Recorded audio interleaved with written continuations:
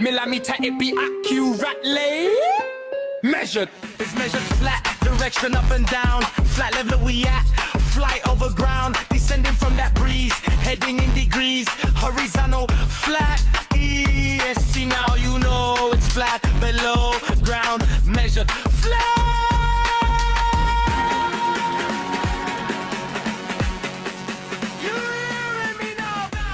Welcome to Flat Earth Debate, Uncut and After Show. I'm your host Nathan Oakley, and if you are new to this channel, or you've not done so already, then be sure to subscribe. Hit the bell notification icon and join button if you'd like to become a Nathan Oakley 1980 channel member and keep up to date with the Flat Earth Debate. If you would like to support the channel, there is a super chat that runs alongside each of these shows while they premiere, and there's also a coffee, Patreon, crypto and thanks button in the info box below the video. Speaking of Patreons, I'm going to do a quick shout out to all of you who do support me on Patreon. So, a massive shout of thanks and appreciation to Sven P, Curved Fart, Pablo de la Cruz, Level Plain Poem, Vitali C, Colton James, Survive the Spin, Thomas van der Zander, Measured Flat, Moon Harvest, Tears Morgan, Mitch Kennedy, Rod, The Name's Burley, J Mel's 24, Unamento, Iron 26, Retro Bill, John Cades, Patrick Gunnels, Bob Barker, Mobile Max 777, Rob W, Del West Watson, Unbelievable Productions, Abraham Mohammed, Skeptic 936, Texas Mike, Chow Cat, and Dank. So another massive thank you to all of you for supporting me on Patreon.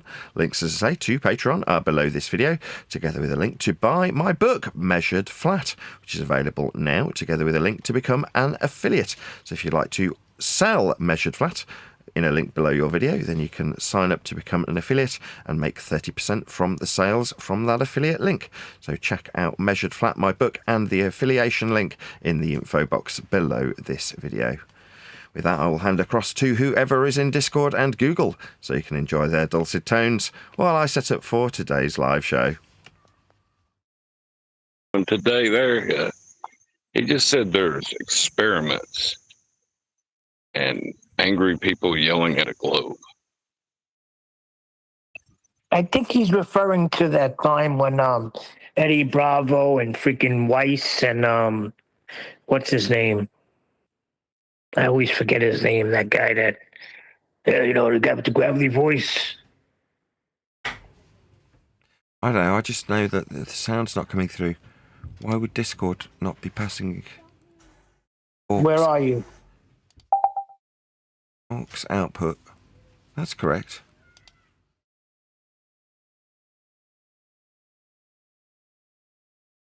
Definitely taking the input from my desk and then have a look. B1 and B2. Why isn't it going through to Discord? But honestly, you're here, so you already know that. Number one, the horizon is always flat. If the Earth is a giant ball, people expect to see the curve. That's really where this argument comes from. You go to the beach, look at the ocean, and everything appears flat. Doesn't want to pass through to Discord. Where are you in Discord, Nathan? Official Flat Earth Discord. Let's just try Flipside. Maybe it's... Yeah, you might not be set up to present videos or something. I don't know. Same thing from a plane. Even from high mountains, the horizon still looks like a straight line. Flat earthers basically say, if the Earth curves, why can't we clearly see it with our own eyes? And honestly, at normal human height, that feeling makes sense. The problem is scale. Nah, it's still not going through. Maybe if I restart Discord. Very strange. Why would... That's really weird.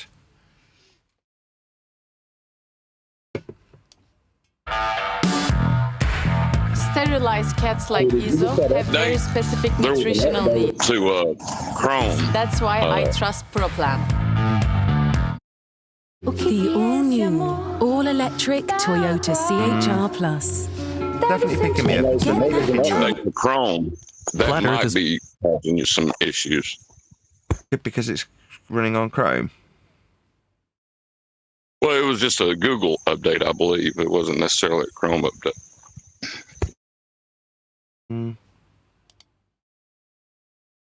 Microsoft. Why am I I'm getting them confused now. There was a Microsoft update. Okay. Yeah, Neil, can you hear me in Discord, Neil, yeah? This is definitely not coming through to you, right? Probably the most famous conspiracy theory on the internet. Coming through to me. Because unlike a lot of internet theories, Flat Earth constantly tries to look scientific. There are experiments, diagrams, calculations. Now it's coming through. What the hell? Let's just try official Flat Earth Discord again. It just wanted to make me look stupid. I don't know what it is. It is transmitting to Flipside, and now I've lost where the stupid video's gone. There it is. Laser tests, documentaries, entire conventions. Now it is.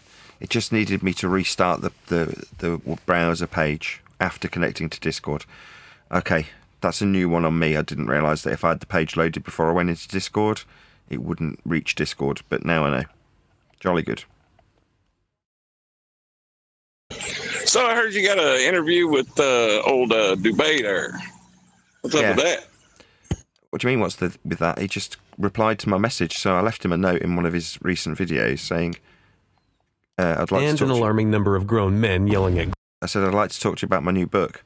And then about, not a bazillion, but I don't know, 50 or so people liked the comment, so it ended up being the top comment. Well, good. Yeah. I just heard whatever you were playing, so it's coming through. Yeah, it is now. I restarted that particular web page, and then it started going through to Discord.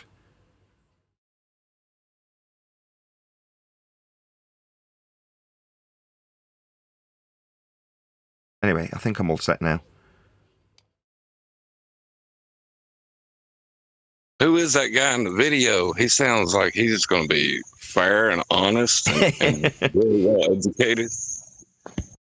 Being sarcastic, aren't you? Oh, yeah, I'm being a smart ass before. It's not becoming of you, John. That's the Devil's Avocado, with every flat earther argument explained and rated. We tried to cover it a couple of times, but all it ended up doing the last couple of days was generating discussion in the server that we were in. I can't remember which one we were in, Earth Awakenings, I believe. And they just ended up turning that into the discussion point, which sparked a conversation, which meant we didn't cover it. Today we're in official Flat Earth Discord. I was going to go into worldwide debates, because what's his name? Riggs came in and was like, why aren't you coming into ours there? And I'm like, I'll come in tomorrow. But then I went to go in today, and of course there's thieves in there. You're like, I don't want to be in these people, surrounded by people who are stealing from me. I just don't want to do it. And I explained that to him immediately, did I not? While he was there, I said, right, I just don't want to be in the company of thieves. So when you go in and there's thieves in there, you're like, I don't want to be in this server. I'm not going to moan. I'm not going to tell him, I'll kick this person out because he's a thief. It's like, no, I'll do the other thing, which is remove myself from that person, or in this particular instance, not partake in a server that's got people I don't want to be around in. If that means that they use Debear or anybody else who's a thieving bastard that wants to download pirate copies of my book to keep me out of their server, then so be it. I don't give a shit. You know what I mean? Like I said before the book came out, I'm only in here to kill time till the book comes out. Now it's out. I've got, like I say, tomorrow I'll be talking to Eric Debay. So it's not like I'm particularly concerned about which server I'm in. There's always going to be another server. Well, you can look at it as being like a little bit of pain relief for them to think that the reason you're not in there has something to do with their ability to argue. Why do people keep wanting this argument? This word is getting more and more traction. Argument? Just because that's what it's called. I mean, the show is called Flat Earth Debate, Neil. You know what I mean? Yeah, I get it. I know that. But, the argument's been over. There's no argument, and they really want an argument. Yeah. Well, if there's no appearance of an argument, then how do you land yourself in a place of ambiguity that you can assert your religious viewpoint? Yeah. There's no argument. You can't reposition the default to being global. Right. I understand the ballers. They still think there's an argument. But when I hear flat earthers with the argument, that gets a little frustrating. Well, that's the ballers have, they're putting it into the mind of the flat earthers because they are argumentative about there being an argument. You know what I mean? So it's kind of a little magic trick they're doing on them, basically. For the most part, most of us have fallen victim to it for 10 years. Obviously, John less, probably 5 years. Or you're not even a couple of years before you got wise to it, right, John? Well, I used to argue for a ball. You know what I mean? Like, I can't make fun of nobody. It's just, there ain't no argument. Hold on, I was thinking about that today. You don't realize how important and how groundbreaking that conceding to everything was. Like, I was just thinking about it this morning. That leveled everything.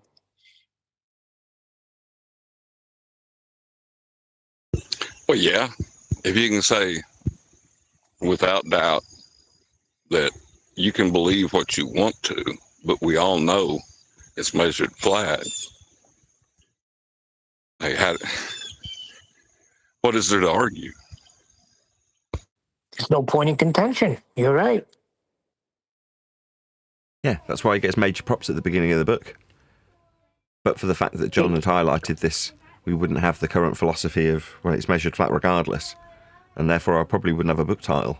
Not that I credited the book title to John, but the overarching philosophy of the book is as a consequence of John saying, well, I'll give you everything in your so-called argument that you could ever want. I'll concede to it all. Because regardless of your belief in anything that's with respect to Earth and its surface, it's dependent on Earth being measured to achieve any suggested proof. For your ball, it's no different to us. It's a flat measurement for everyone. So it doesn't really make any consequence if you concede all points, because all points that you're conceding are points that are foundationally built on a flat Earth anyway. You knew that five years ago. Yeah, it's well, when I was a baller, I knew it was measured flat, but I never even thought about it, you know, because I thought curvature was measured, you know. Yeah, in your mind's eye, there's a separate, I don't know if ancillary is the correct term, but an ancillary measurement of balliness. There isn't. There's just the flat ones. There's just the flat measurements. Well, what that did too, if you remember, if you can bring yourself back to that time, there were certain panel members that were saying you can't say measured flat. They didn't want that. And what I think that conceding to everything done was, it actually gave you a license to, no, it's measured flat. I mean, for everybody. If you're conceding to everything, there's no more point in contention. So it's measured flat. Yeah, I don't think a lot of people understand how measurement kind of kills everything. I think people who work with their hands a lot would get it quicker than somebody who's college educated. Because, well, I don't know. I guess you're on point, because college educated, you're doing a lot of stuff on paper. Think of everything the ballers bring us. It's always on paper. On paper. They show you the tangent on paper with a circle. If you're working with your hands, you know. I'm on the field. I know what it takes to level a floor. I know what level means.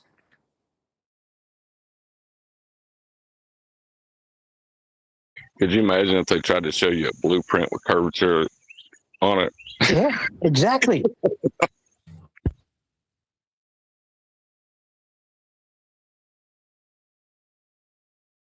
We'd have some buildings that were big at the top and tiny at the bottom. Skyscrapers that looked like a block of cheese shoved in the ground, you know?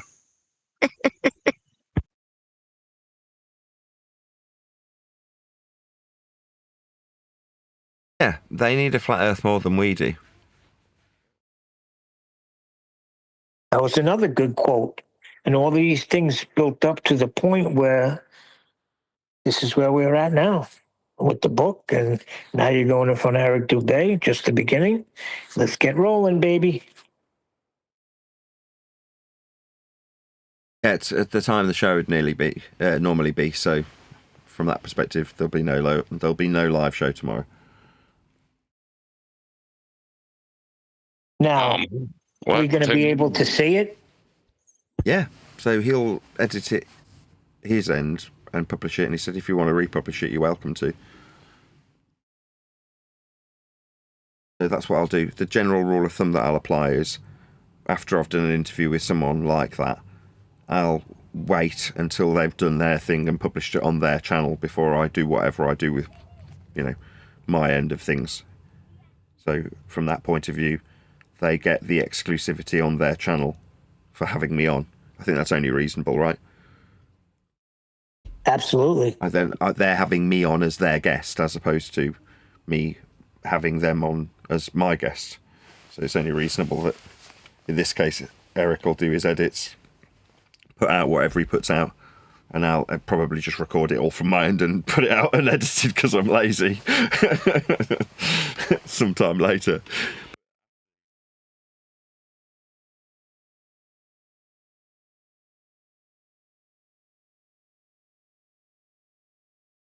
Yeah, I'm delighted. I hope he's the first, as in, I can't see any reason why, given that it'll be recorded tomorrow, why 2 or 3 days later he won't be releasing it before anybody else does. So it's like the book comes out, it gets 2 or 3 weeks to actually build up some sales. By then, hopefully a couple of 100 books will have sold. I think it's up to about 150, maybe a bit more than that. I don't have the accessibility to know the overall total. I just know what my wife's affiliate link has done, and by contrast, what mine's done. You know what I mean? So I can get a rough idea, and she's done 125 sales by her affiliate link. And then obviously on top of that, there's sales that have just come straight through the website and sales that have come through other affiliates. So obviously the total is a bit higher than my wife's total, which is currently I think it's 127 actually as of this morning. But that means that in my mind it's roughly probably 160, 170 books total that have sold. So it's edging its way up to 200 books in the first 3 weeks, which is freaking outstanding. I'm so chuffed. Obviously not just for the fact that it sold a decent number of books in the first couple of weeks. My hope was it would sell a dozen in the first month. That was my hope. Like, before I go out and do anything with it and talk about it on someone else's shows, in other words, publicise it, the people around me would buy a copy, and that would be the first month. And then the second month, you hope that you can get the ball properly rolling by going out on a couple of shows. So to have had edging up to a couple of 100 books sold, and it's not even been 3 weeks, that's outstanding. I'm so chuffed. Yeah, that's very good work, considering you haven't been out anywhere to promote us other than just your channel so far, dude. Exactly. Onwards and upwards. Yeah, exactly. The only places the link's gone out is on my own channel. So, yeah, obviously there's going to be a certain amount of uptick from that. But the real uptick is expected to come when you go on someone like Eric DeBay's show and talk about it on there. Because then you're reaching if I could say it, you are reaching a wider audience. God, you have to get your mouth right around that. Reaching a wider audience. And therefore, that's when the book sales would come in, or at least that's when I'd think hopefully that'll get me edging up to 100. So to be able to go on the first show and go, yeah, by the time this goes out, I'll have sold well over a couple of 100 copies in its first 2 or 3 weeks.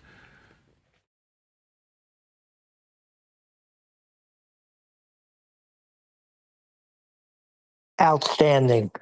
And it's just the beginning. It is outstanding. I'm delighted. I had no idea it would do this well. I did. And I predicted bigger sales. They're ready to come. You'll see. I think so. I think going on various different shows and promoting it as a product is what will generate a greater degree of uptake of the book. Now, it's nice that I've got a decent amount of following to sell any initial copies, which I have, and that's fantastic. You know, if you're listening and you're one of the people who bought the first couple of 100 copies, thank you so much. I'm so chuffed because it means I can promote it in a way that's like enthusiastic for how popular it is, rather than how popular I hope it'll be from being on your show. Do you see what I mean? There's a big difference between the two. Saying it's already popular, it's sold a ton already, I'm really delighted, is very different to saying I hope it sells really well, now I'm on your show. Exactly. Being on their show is just a plus now. So now I was rustling around to find a mic for Nick. So Nick's back in the UK, Phuket Word. And he was like, I need a mic. I've got a Focusrite. What can I use? I've got £100 budget. And I was like, just give me your address. So I fumbled around yesterday, found him a mic that I thought was a decent quality, posted it out to him, and then told him, gave him the delivery reference number. And he's like, how much do I owe you? I'm like, nothing. I was like, you could buy a copy of my book, though. Here's a link. Have me on your show and talk about my book. But if he'd have said nothing, I'd have just said, here's a mic. Hope you like it. And that would have been the end of the discussion. But because he was like, how much do I owe you? Not knowing that I'm not interested in selling mics. I've got my book out now. But if you're offering to pay for something, pay for that. The mic, I don't care. Have it for free. It owes me £0. So I literally couldn't care less about it. It's not one of the ones that's literally just making a display, which is the ones behind me. And in this room, there's probably 20 or maybe 30, I don't know, something around that number mics that are dotted around. And the ones that you can't see, I do use. They move around the room doing various different tasks. But the ones that are behind me might occasionally get used, but they're just there as a display. They just look pretty. They're cool, right? And I do like that, they're intentionally been put there for that purpose, just to look cool. Needed. But I have no use to it, and I don't want to change the display behind me, because for the most part, I've got a different mic somewhere else in the room that can be used for most jobs. Like the other day, that guy, Dawn, was like, do you know what an SM7B is? And I was like, yeah, I've got 3 of them. The reason is 2 of them get used regularly, and one of them's part of the display behind me. Now, I had 4, but one of them got sent to that rich guy, 007. And the other 2, like I say, I do regularly use without having to mess up the display behind me. But there's still maybe a couple of mics that are nice mics, but they're in some box somewhere in the bedroom, just not being used. So when someone like Nick goes, I need a mic, like, here you go, have one. It's not like I'm doing it. What a guy. Nathan, there's thieves in the house. Yeah, I don't want to. He's on server mute. Someone's already server muted him. Yeah, I don't want to be around Edda Bear. Why is he following me around? He knows I don't want to be around him. I don't want to be around you, Edda Bear. Because he's trying to shut you down from spreading the word about your book. That's frustrating, isn't it? It's like the ugly girl that you don't want around. Just say, listen, I don't want to be around you. You affect me with your repulsive freaking looks. No, it's more that's like, what he wants. More like when you've got a shoplifter. To leave. It's more like being around a shoplifter. You don't want to be around this shoplifter. Get lost. Following me around, literally. Want to give it to all humans, right?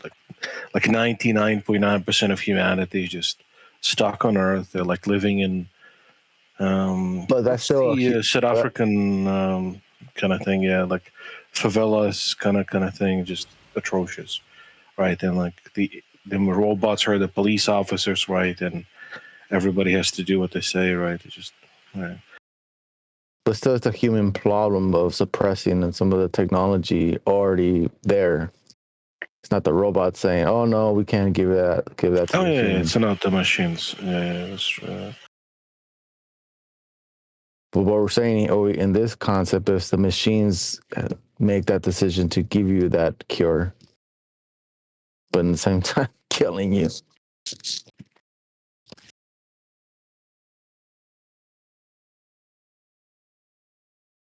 The guy's literally just following me around. Like, I'm going into official Flat Earth Discord, he's following me in.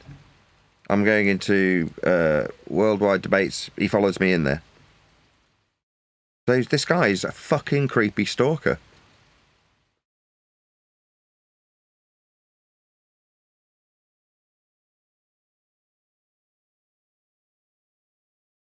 Now he's followed me back into Flat Earth, official Flat Earth Discord. He's just following me around. You creepy fuck. You obsessed, creepy stalker bitch. Thief. Edebear. He's obsessed. I mean, these are dangerous behaviors, really. Yeah. I mean, Yeah. Creepy fucking stalker thieving bitch. Why are you following me around, you thieving pig? I don't want to be in your company, Edebear. Why are you fucking in here just because I'm in here? So you can be around me like a creepy fucking bitch that can't take no for an answer. That ex-wife that can't take the fucking hint. Is that what you've become, you fucking pathetic scrote of a man?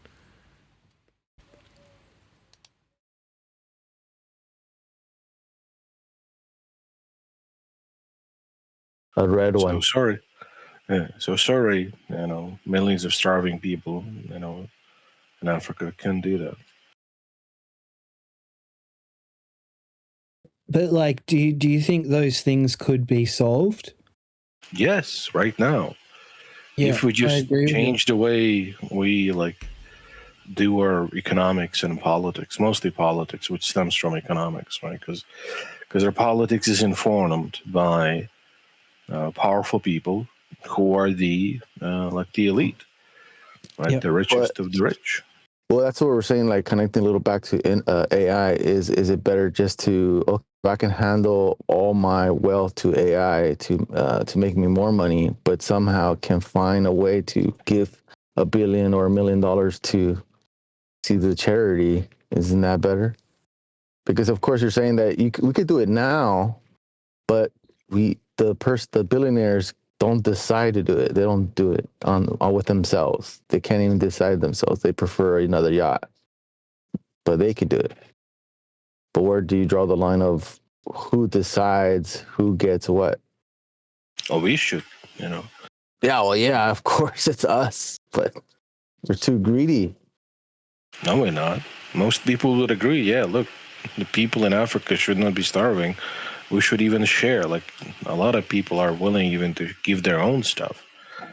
And if you ask people, hey, should we restructure our whole economy to, redistribute the wealth, basically, right? Most people would say, yeah. Like, what the fuck? Who the fuck needs, right, $1 trillion? Like, do you really need that much money? No, you don't. Nowhere near that. Like, Elon Musk can easily part with 99% of his wealth and still be able to live the life of a king. Yet again, Elder Bear's following me around. So I go into a different server, he follows me. Nathan, Riggs said he banned him from the event room. If you go to the event room, he can't go there. What's the event room?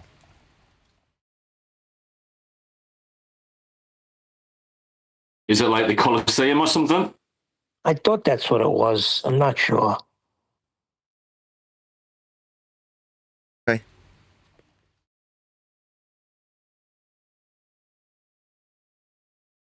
Fine.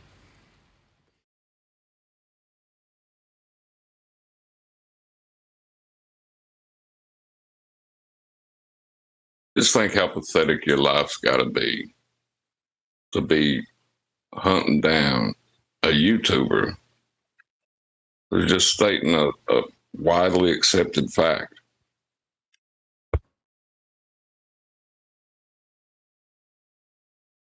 Well, these people are, like you say, creepily obsessed with me. Like, it's not enough that you're stealing from me. You still want to hang around with me when I don't want to be in your presence. Like, in these people's mind, they've got some justification being around me. It's like, no. My purpose in being here is to make a living, right? Make a living on YouTube. Their lot in life is to shut down a discussion that they see as unreasonable about the nature of Earth's measurements in this particular instance. And as a consequence of their endeavours, they think they've got the right to steal from me. Like, no, you don't have any justifiable cause when it comes to theft. And if you do, I just don't want to be around you. But instead of that, it's like, no, you won't take no for an answer. You've broken in, nicked something, and now the person that's gone, well, you used to be my friend, and then I caught you in my house stealing. Now I don't want to be around you. And they're like, oh, I'm going to be around you wherever you go then. Good afternoon. Hello, who was that? Is that Riggs?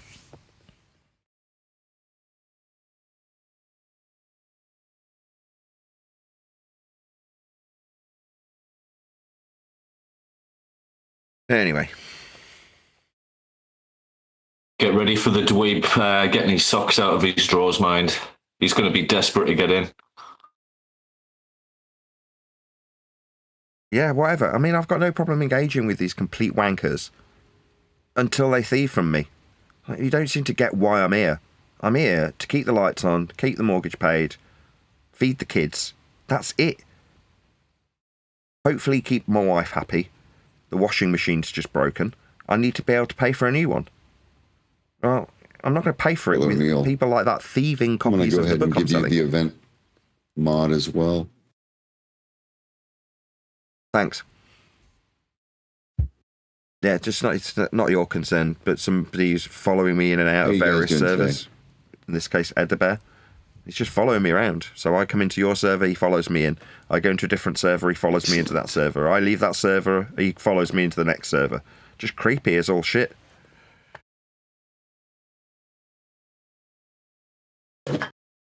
Got a couple of complete scumbags. We've got a guy called Buck Sodbuster who likes doxing me. And you've got Edabear who likes thieving from me. I don't want to be around either of these two scumbags. Like, if you're going to go around doxing people, expect them to not want to be around you anymore. If you're going to go around thieving from people, expect them to not want to be in your company.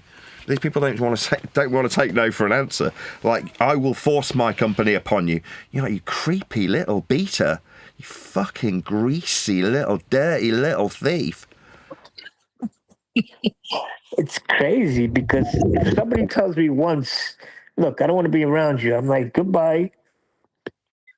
Well, the crazy thing, Buck Sodbuster went and looked up Nathan's old employers, man. Like, what kind of crazy shit is that? The brother. Nathan, I don't think they're hearing us, whoever's talking. Oh, yeah, I'm on mute in there, my bad. I'm sure everybody will start climbing in. Hello. Hello, thanks for having us. Sorry, we were just talking about you and I forgot I was on mute in the server, so you couldn't hear us. Sorry. You're fine. He was just explaining how creepy stalkers are following him all over the place. Well, he's made quite a name for himself.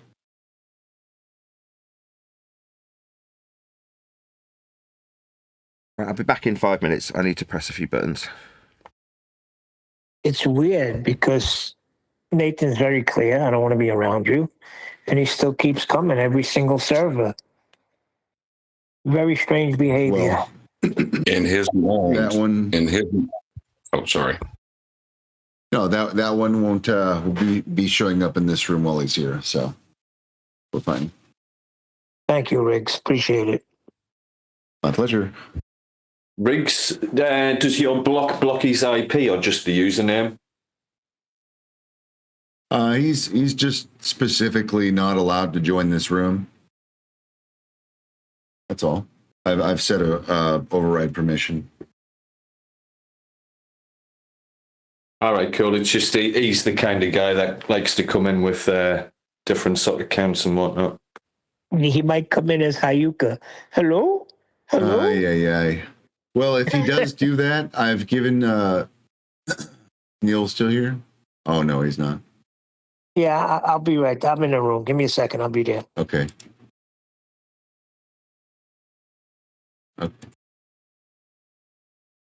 Okay. Well, Neil, you also have the power to help. So if you find a mole, you can whack it.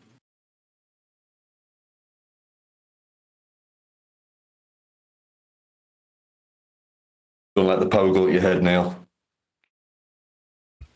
I'll tell you what, this is weird, man.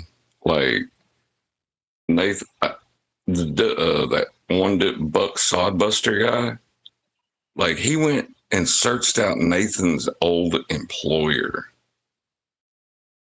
and acted like that was perfectly fine, you know? Like, No, you got it wrong. He claimed that he's been friends with him for years. He's a fellow engineer. So for years, you've been friends with this guy, and now all of a sudden, oh, he happens to be a guy that used to employ Nathan? Really? These guys are so... They must think we just woke up last week. yeah, like when they admit to stealing the book And then when they realize that they just admitted to stealing the book, they try to say that somebody gifted it to them. Yeah, those numbers. Exactly.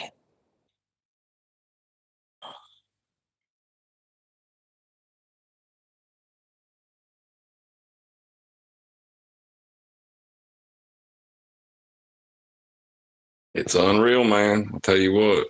Like, and like the fervor in which they're going, like, what is this dude's name? The one that thinks I'm an authority on everything.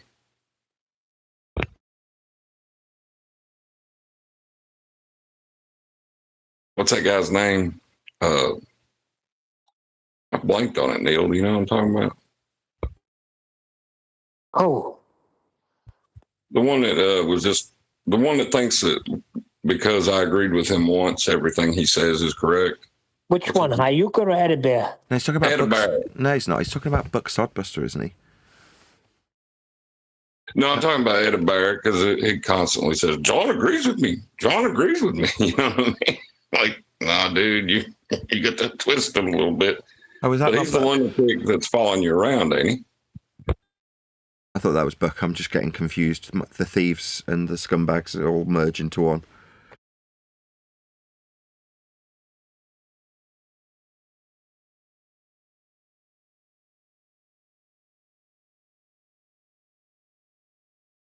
You realize it's going to get worse, right? Like, you have just opened up the worms with this. How so? Well, the fact that they are also measuring it flat kind of destroys any argument you want to have. Exactly. It's a message you bring, Nathan. Right. And it's a lot easier to kill the messenger, right? Maybe if they were adults about it, but they learned about this stuff when they were little kids. It's rooted deep in their psyche. Yeah, you can't, John. You can't stop the message because it's just measured flat. But if I could stop the messenger, then nobody will put it together that it's measured flat.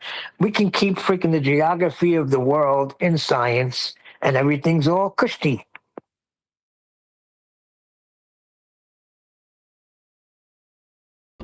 Yeah, I can get away with saying that horizontal distances prove a globe, and say it with a straight face, and people, just accept it. Exactly. Pi equals 2, so therefore it can't be flat. Yeah, it's madness, but these people, they're like I said, when you're what would you call that? You're held back mentally, but it's not just being retarded. It's like your ability to think has been affected by this religious viewpoint. And I don't know. I've seen some weird behavior from them. Really weird. Yeah, it's cult-like. It's like when you see somebody who's in a cult rejecting something that is really obvious because it doesn't comport with their cult faith. So therefore they'll reject the glaring, the obvious, the overt in favour of the nonsensical ramblings of some cult leader.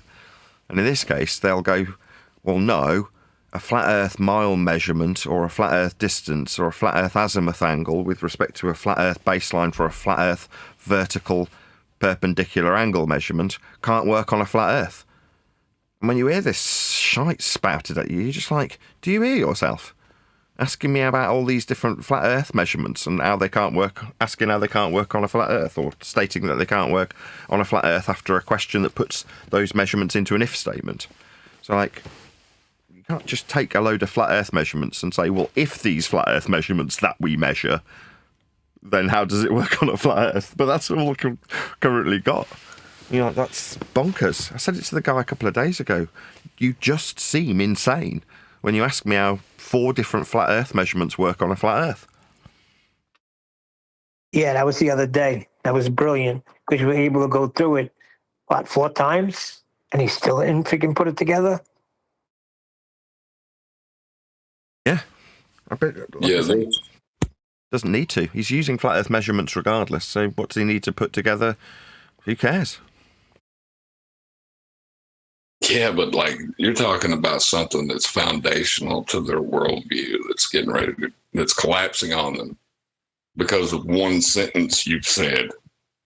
You know, that's powerful. It's like waking somebody up out of the matrix without them, you know, no blue pill, no red pill. It's just you come by and grab them by their fucking head and jerk them the fucking. Sorry. How are you? Indeed. Whoever that was in Discord. Good to be here. Hey, if I steal off of you and follow you around, does that mean I win the argument if you don't want to be around me anymore? No. Okay, so in the pre-show, I'm being followed around by a stalker, it would seem. So one of the Discord participants, who's a regular in all the servers that we frequent, has decided that in spite of me saying, I don't want to be around you, you've stolen from me. So this is one of the individuals has decided that rather than paying $14.97 to download a copy of Measured Flat from the single source you can buy it from, which is Books Online, nowhere else has my book for sale other than that one location. And it costs $14.97 to participate in the book reading endeavours that buying a book and reading it involve. In this instance, there's a payment attached to that privilege, whether you like the material because you're a flat earther, or you despise the material because you're an anti-flat earther, you still have to pay for it. Now, if somebody comes along and goes, I don't want to pay for it because I hate you. I love following you around everywhere to hate you, but I'm not going to support you in any financial way. I'd rather steal from you and download it illegally for free. Well, then I don't want to be in your company. Examples of this include Simon Dan, who decided to download an illegal copy and then display it in a video he's making money on. Now, if you thieve from me, I'm just going to call you out for being a thief. Don't steal stuff that costs $15 and expect the person that's selling that item for $15 not to turn around and just shout thief with all of the street metaphorically looking on you as you walk away with a book metaphorically under your arm that you've walked out of a shop without paying for. Don't do that. It's not reasonable. Now, over the last few weeks, I've heard the most horrific excuses for theft. Like, have you never downloaded pirate material on CD before? And the answer, no. I'm not a thief. I'm not downloading from Pirate Bay. I've got thousands of original CDs that I transfer from computer to computer with the original copy bought from HMV or Virgin Megastore or wherever it is that's selling them, currently Head in Leamington Spa, a music shop that sells music. Now, I wouldn't dream of walking into Head, picking up a CD from a band I hate and go, I'm going to chastise these guys online, but therefore I'm not paying for it. I'm just going to walk out with it. Absolutely not. But that's what people currently think is reasonable because I'm a flat earther, that you can just walk into the metaphorical shop, in other words, download something illegally without paying for it, and then suddenly start, like Simon Dan, making critique videos of it. You're like, really? You're going to steal it and then make a video for profit? Scum! Now, this is a penalisable by law offence. It's a crime. People think that, oh, no big deal, I'm just stealing this. No, it is. Piracy is a crime. Now, people don't seem to understand that. My purpose in being here, as much as I love this, I love making YouTube videos. It's what I trained for in college. I love doing this performance. But the purpose is to make a living from it. Not so I can be here for the fun of you scumbags on the globe side thieving from me so you can mock and ridicule me. No, I'm here to feed the kids and keep the lights on. It's a commercial endeavour, like Dan, who's registered his Simon Dan Entertainment Division on Company's House under his wife's name, so he can go forth and steal to make the material with. And who's he stealing from? Me. It's not enough that these people get algorithmic favouritism from people like YouTube at the decree of Congress. That's them being the preferred content, as it's described. Another double-speak way of saying we'll censor these people by promoting these people who aren't them. That's just another way of saying censorship. What I have to endure But the people who benefit from that same censorship won't part with $14.97 to produce a video that will get hundreds of thousands of views. You're like, no, you're just thieves. And it was right on the borderline. I was saying this in yesterday's after show. On the borderline was when you nick someone's material, play 30 seconds to a minute of it, and then have 2 or 3 words from you on camera to then carry on with the long-form video beyond 8 minutes, with the majority of it being someone else's frickin' material. That's right on the borderline of theft. And that's where people like Dan have remained for as many years as I've known their existence, taking advantage of the algorithmic love offered to people who chastise us. But that doesn't mean you get to step over that line, which you're very close to anyway, and just steal from me. Now, if you're one of the people in the Discord server that's like, yeah, it's been downloaded thousands of times without people paying for it, you're like, okay, so you're just a thief then, and your dilution of that is to say that thousands of others have done as you've done. Well, I don't want to be around these people, right? This is the bottom line. I don't want to be around thieves.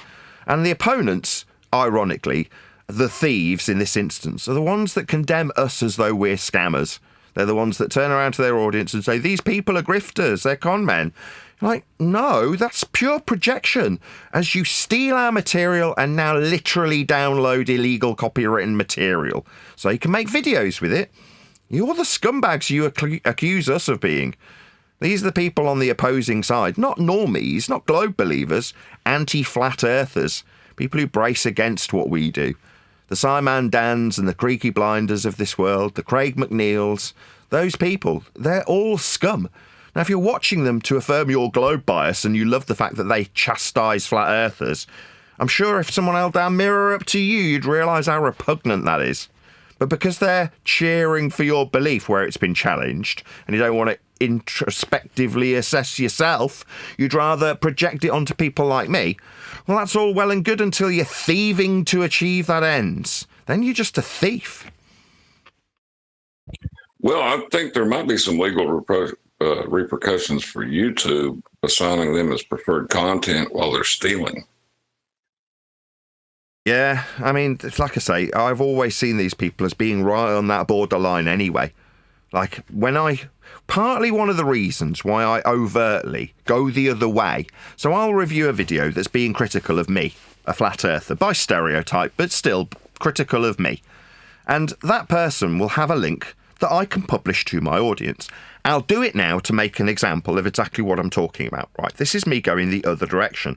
So I'll say words to the effect of, go and let the devil's avocado know at Nathan Oakley 1980 sent me, so that I, a YouTuber just looking to make a living here on YouTube, can share in the algorithmic love by letting my audience connect with his audience. That's me offering the ability for the person I'm now going to critique moving forward to get some benefit out of the material he's produced that will now be played on my channel. Why? Well, because the people who oppose us, that's the always were borderline thieving anyway, people like Simon Dan, who take huge chunks of people's material and never credit them. They don't put the links below, they don't tell the person watching where they've got the material, they just tell the person watching, this person's scum, this person's wrong. Now, normally with a whole string of fallacies, but we won't get into the inaccuracies when it comes to their disposition towards us. We'll just point out that they're always on the borderline of thieving anyway, and now they've decided that it's tolerable to step over that line and actually steal from me. You're like, no, you will now be branded a thief from now on and moving forward. When anybody brings up these people's names, I'll say, what, the thief? The person that's algorithmically favoured but too tight to part with under $15 to critique a book, they'd rather steal it. Well, I'll brand them a thief whenever opportunities arise to do so, because that's what they are. Now, you don't like it, tough luck. Don't steal. Now, I get it. People want to be critical of my new book. Allegedly, 1,000 people plus have downloaded it illegally so they can engage with this material. Several hundred people have paid for it legitimately, which I'm delighted about. It's actually doing what it was intended to do and generate a revenue stream. Now, it would only generate that revenue stream if it was good And being good, being over the target, means it's generated controversy in the opposing camp. But these are the high and mighty. These are the people that suggest we're the con men and scumbags. Like I say, they're just common thieves, and I can prove it. Like, there you go, you've got a thieved copy of my material that you're critiquing. You expect me to call you out as being a really good and honest person, except that you're calling me a grifter because I want to feed my frickin' kids?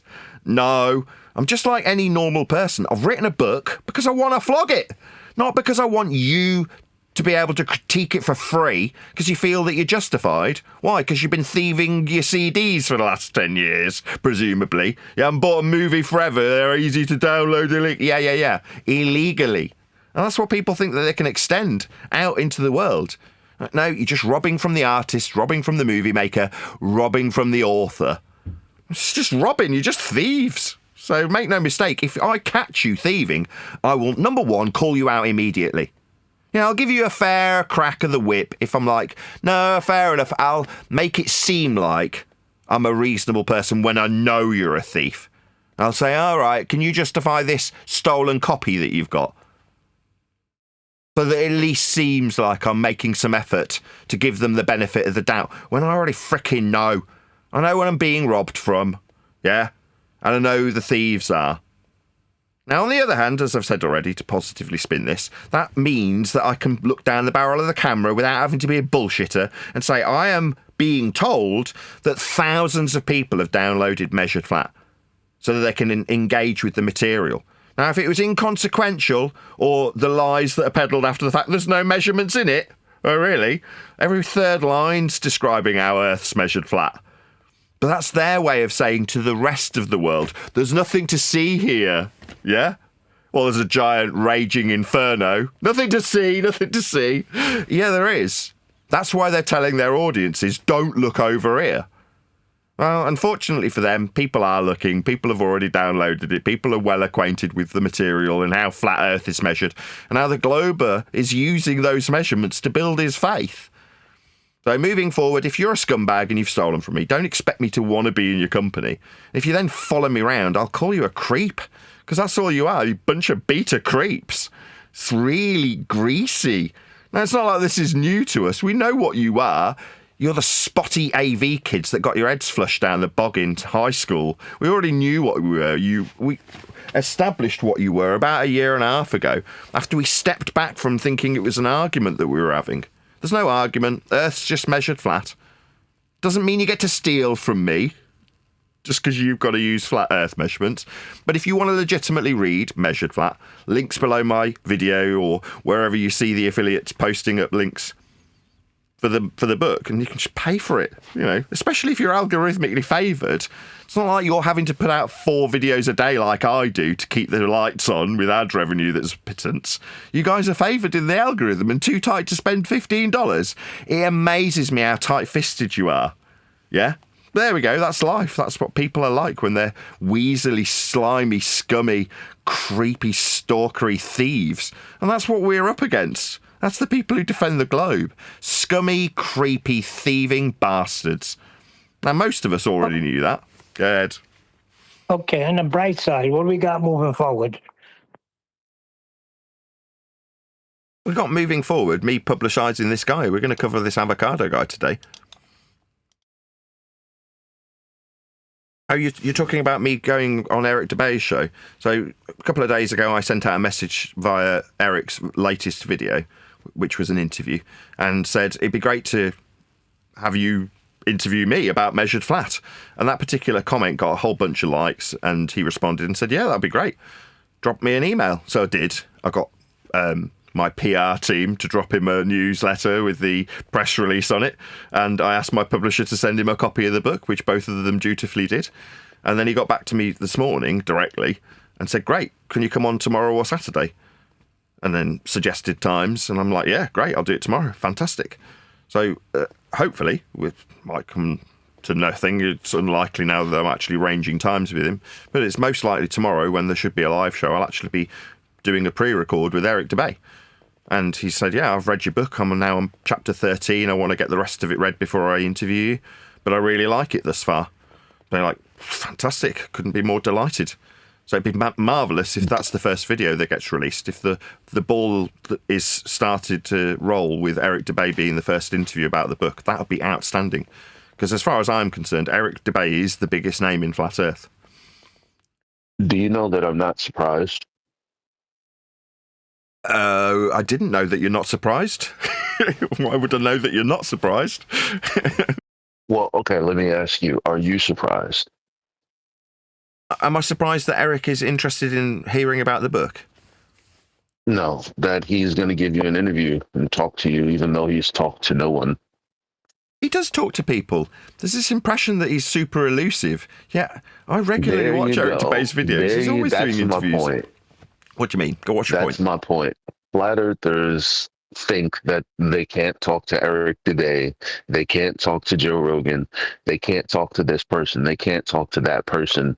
Meanwhile, you got, people like Flat Earth Dave talking to everyone. Who says you can't actually appropriately set up a conversation with someone? You just keep letting these anti-Flat Earthers distract you. These people, like, if you get on and have a perfectly good conversation with Eric Dubay, like, that just flies in the face of everything Flat Earthers have, the lowness that Flat Earthers thought they were in, not being able to talk to anyone, even people who are popular in their own group. They'd rather make conspiracy theories like, oh, they're a gatekeeper, they're a shill. Oh, no, it just took someone to say, hey, I have a book, or hey, I have something to say. Would you mind interviewing me about it? Oh, yeah, sure. I don't see why not. It's that simple. But you guys act like everything is impeccable. Nobody's ever acted like that. We knew. Well, it's not that I was hesitant because I didn't think he'd be responsive. It's more that I want something to be responsive about. So in his reply, he's like, I'm up to X chapter in your book. I think he said he was up to chapter 13. And he's like, I'm really enjoying it. I really like the way you're focused on the measurements of Earth and not distracting away from the heliocentric bullshit that they have to peddle into. He starts reciting the tone and timbre of the book that he's enjoying. You're like, so there's something for him to engage. I've got goosebumps just talking about this. It's sweet. He's got something to engage with, and he likes it because it's peddling the rhetoric that he's been peddling for the last decade plus. So it's something that he's engaging with, that he likes, and therefore wants to talk to me about. Now, a year ago, hi, Eric, it's Nathan. I want to talk to you about me and how ace I am. He'd be like, okay, I guess. You suppose we could come on? What exactly was it that you wanted to talk about? I'm like, flat Earth and flat earthing. He's like, well, okay, I guess we could talk about flat earthing. We are in the same arena and we've never spoken before, so I suppose that would be fun. But it doesn't have any focus. Whereas going into his comment section and speak with one sentence, I want to talk to you about Measured Flat, my new book. That got loads of thumbs up because loads of people respond to, oh yeah, that'll be a good interview talking about the new book that's come out. You're like, yes, there's a focus about it. There's a product. I use the example of Madonna. She's out on the tour talking to the talk show hosts because she's got a new album out. Or Coldplay, they're in front of the circuit. They're on the, Tour D talk show host because they've got a new album to promote. You don't see U2 unless they've got a new album out, and then they're saying, buy the new album. Plug, plug, plug. Now, I'm hopefully going to do exactly the same thing. Plug, plug, plug, plug, plug. That's all I want to do. And the plugging is a means to an end. The book is a reason to be on Eric Dubay. So, in reality, I actually do want what I'm saying isn't possible because it would be mundane, just talking to him about flirting, rather than having a product. You want the product so that you can talk about flirting, so that people come and listen to this. The book is a means to an end. Yeah, I want the revenue stream, and yeah, I will condemn those who thieve it. But the purpose of the book is also just a means to an end. I want more people to come to this, what we do, and share in it, and partake in it, and pipe up. Like, at any moment, somebody from the Discord server can say, I disagree with you when you said X 35 seconds ago, 20 seconds ago. I think you're wrong. And that engagement is what we all love here, right? That's what we all want. The engagement with the show. Or at least I think that's what we all want. That's what I want. I want show engagement. Speaking of which. Yes, Nathan, yes. Well, there's 55 people watching, and it'd be great if it was 155 people. That's the bottom line. You know, not just because I want super chats. Obviously, smash the super chat if you want to support this channel, and I'll read out your super chat. That's generally the engagement barter that's going on between you as an audience member and YouTube for a financial benefit for everybody and concerned me. You get your chat read out, you get thanks from the person producing the material. But that would be better, or you'd be more inclined, people who are hovering over a super chat, if there was 100 people watching, people would be far more inclined to want a comment read out because they don't necessarily want to go on the show, but they do want their point recognised in the middle of a discussion and a back and forth. So having 100 people, as it always was the case until a couple of years ago, watching the show on a daily basis, is where I'd like to be. You know, not because I don't want to produce 4 videos a day just to keep the numbers steadily increasing, which I have done, you know, because I do like what I'm doing. But it would be nice if the shows were getting 100 plus live viewers rather, to the live stream. That would be fantastic. I think the engagement would be far better if there was more people watching. And going out touring a book does get more people to come back and put more eyeballs on the show. So that's my ambition. That's the whole reason for doing this. Well, you know, it's a lot less vulgar on now than it was like 2 years ago, you know. Yep. And I think it's partly because of fully understanding their claims and what's necessitated in each claim, you know. I think that's going to make a difference soon too. Europe. Well, we've actually got a video to cover today. This video, as I've already shared it once, I'll do it again now, is by the Devil's Avocado, and it's like the 3rd day we've attempted to cover this video. So hopefully we'll do a bit better than we've done previously. I have now put a link in the chat, which is just here, to the Devil's Avocado. So if you can, pop along to his channel and let him know. At Nathan Oakley 1980 sent me with a polite comment that doesn't immediately get removed by that particular videographer, or indeed by the YouTube algorithmic bots that don't like swear words, don't like you being passive aggressive. But yeah, click on this link, go and let him know. At Nathan Oakley 1980 sent me. The way you do that is by using an @ symbol and then Nathan Oakley 1980, all one word with the @ symbol, enter, and then it'll go blue, and then someone can actually click on that link and find their way back here. The hope being that the YouTube videographer that we're engaging with as an audience does the same in response. So if the Devil's Avocado was to make a response video to us responding to him, then hopefully he'd do the same for me and pop a link to my channel in the same way I'm posting a link to his in my live stream chat. So if you are in the live stream chat, please do actually do this. I'll do this call to action several times, just so you've got enough time in the live stream audience to actually pop along to that channel. Let them know at Nathan Oakley 1980 sent me.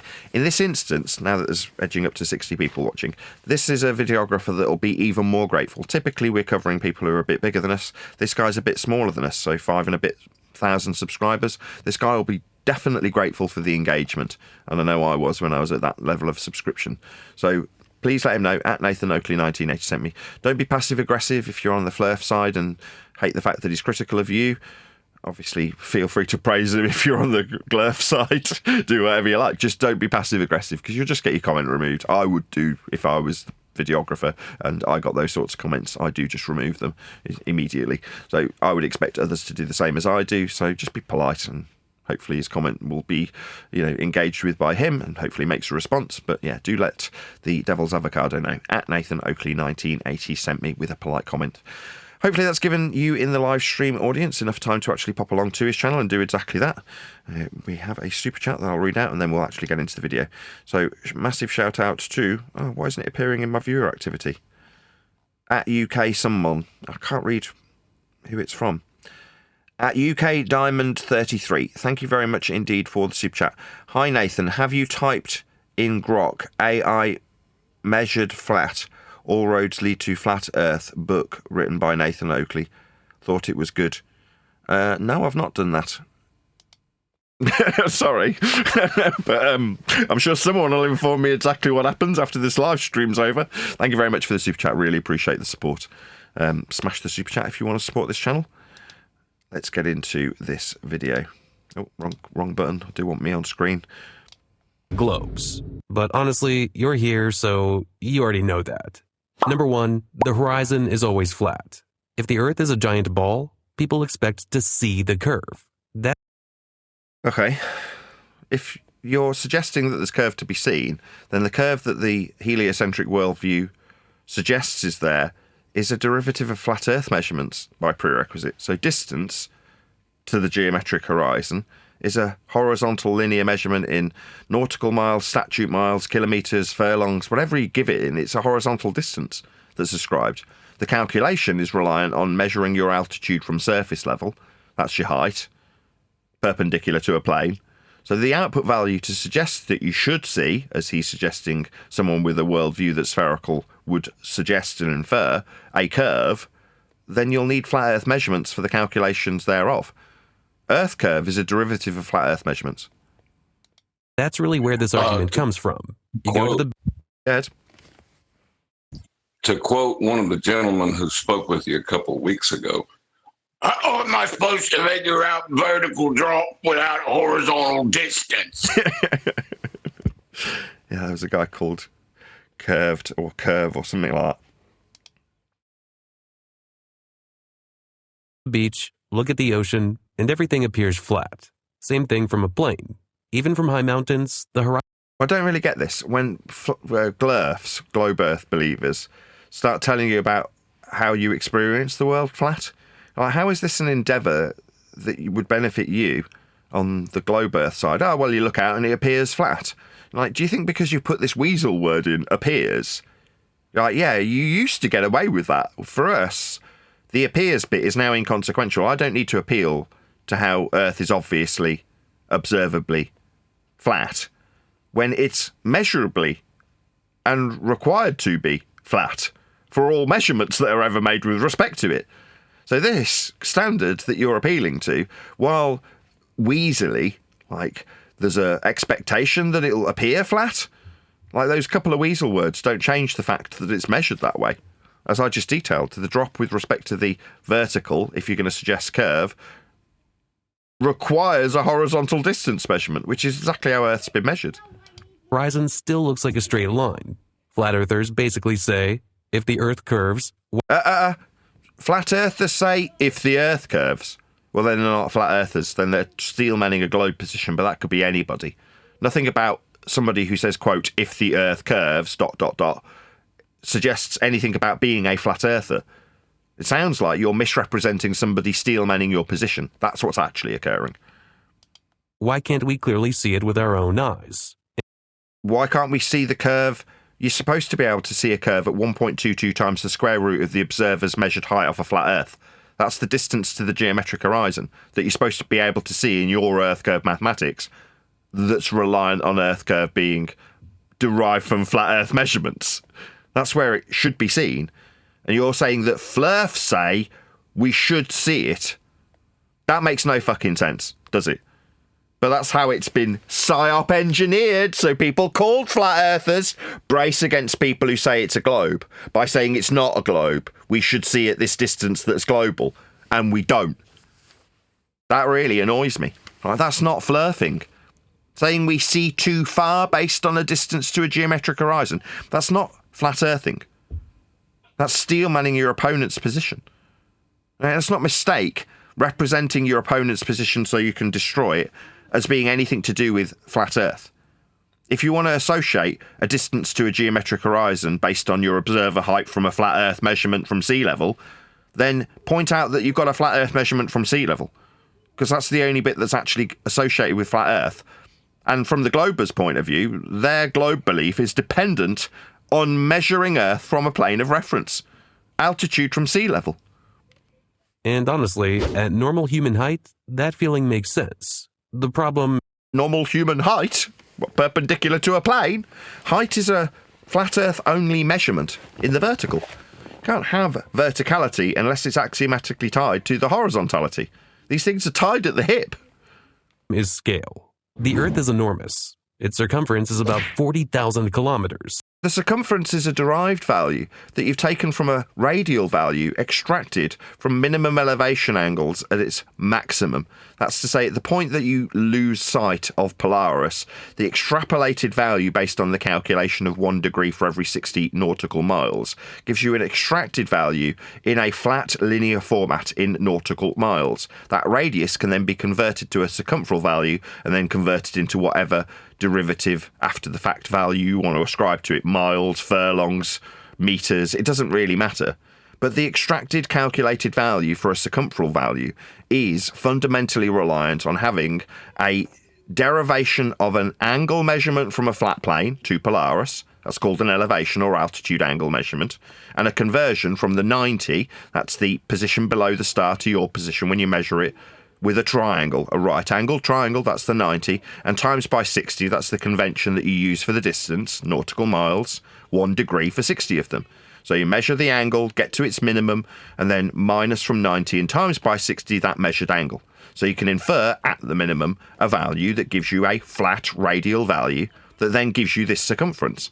Or to put it in a more shorthand form, your circumferal value is derived from a radial value that's derived from a flat Earth measurement of altitude angle.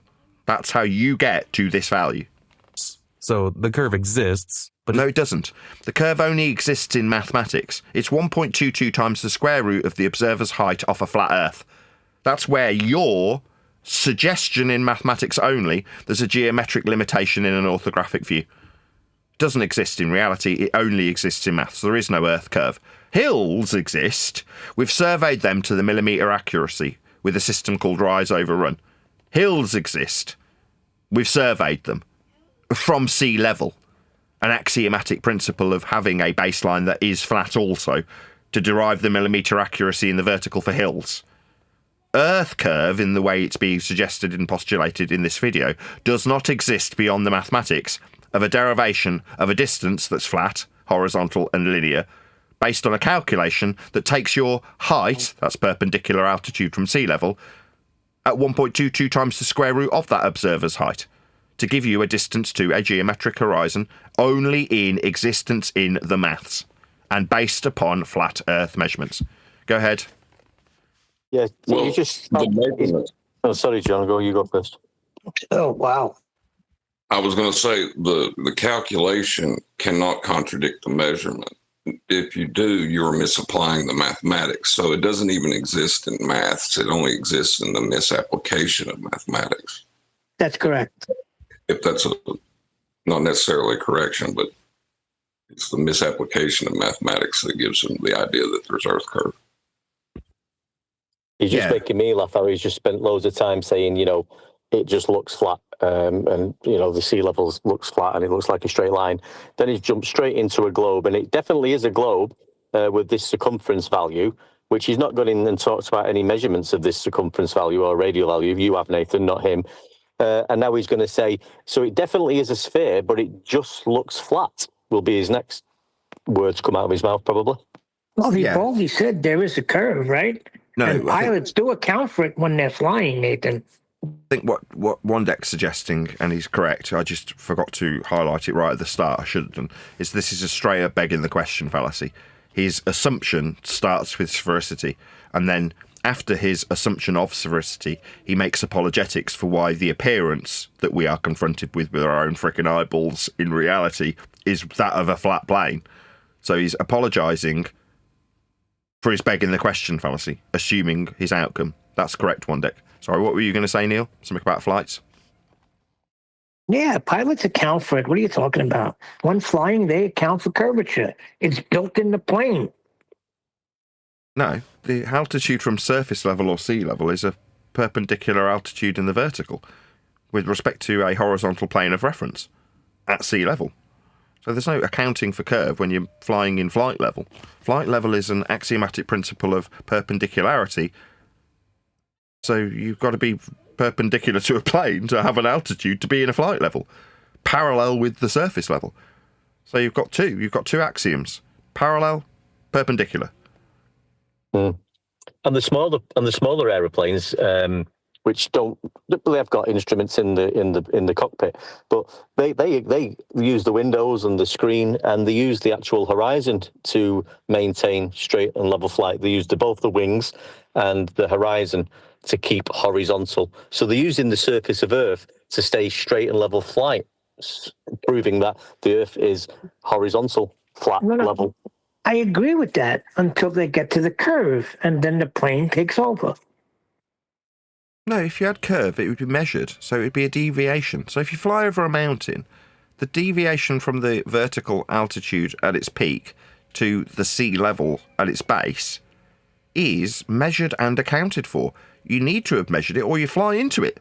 So they have measured hills, as I said earlier. When you're measuring what some people phrase Earth curve, you're like, no, Earth does have curves. They're called hills. Valleys, mountains. The topographical deviation is measured to the millimetre accuracy.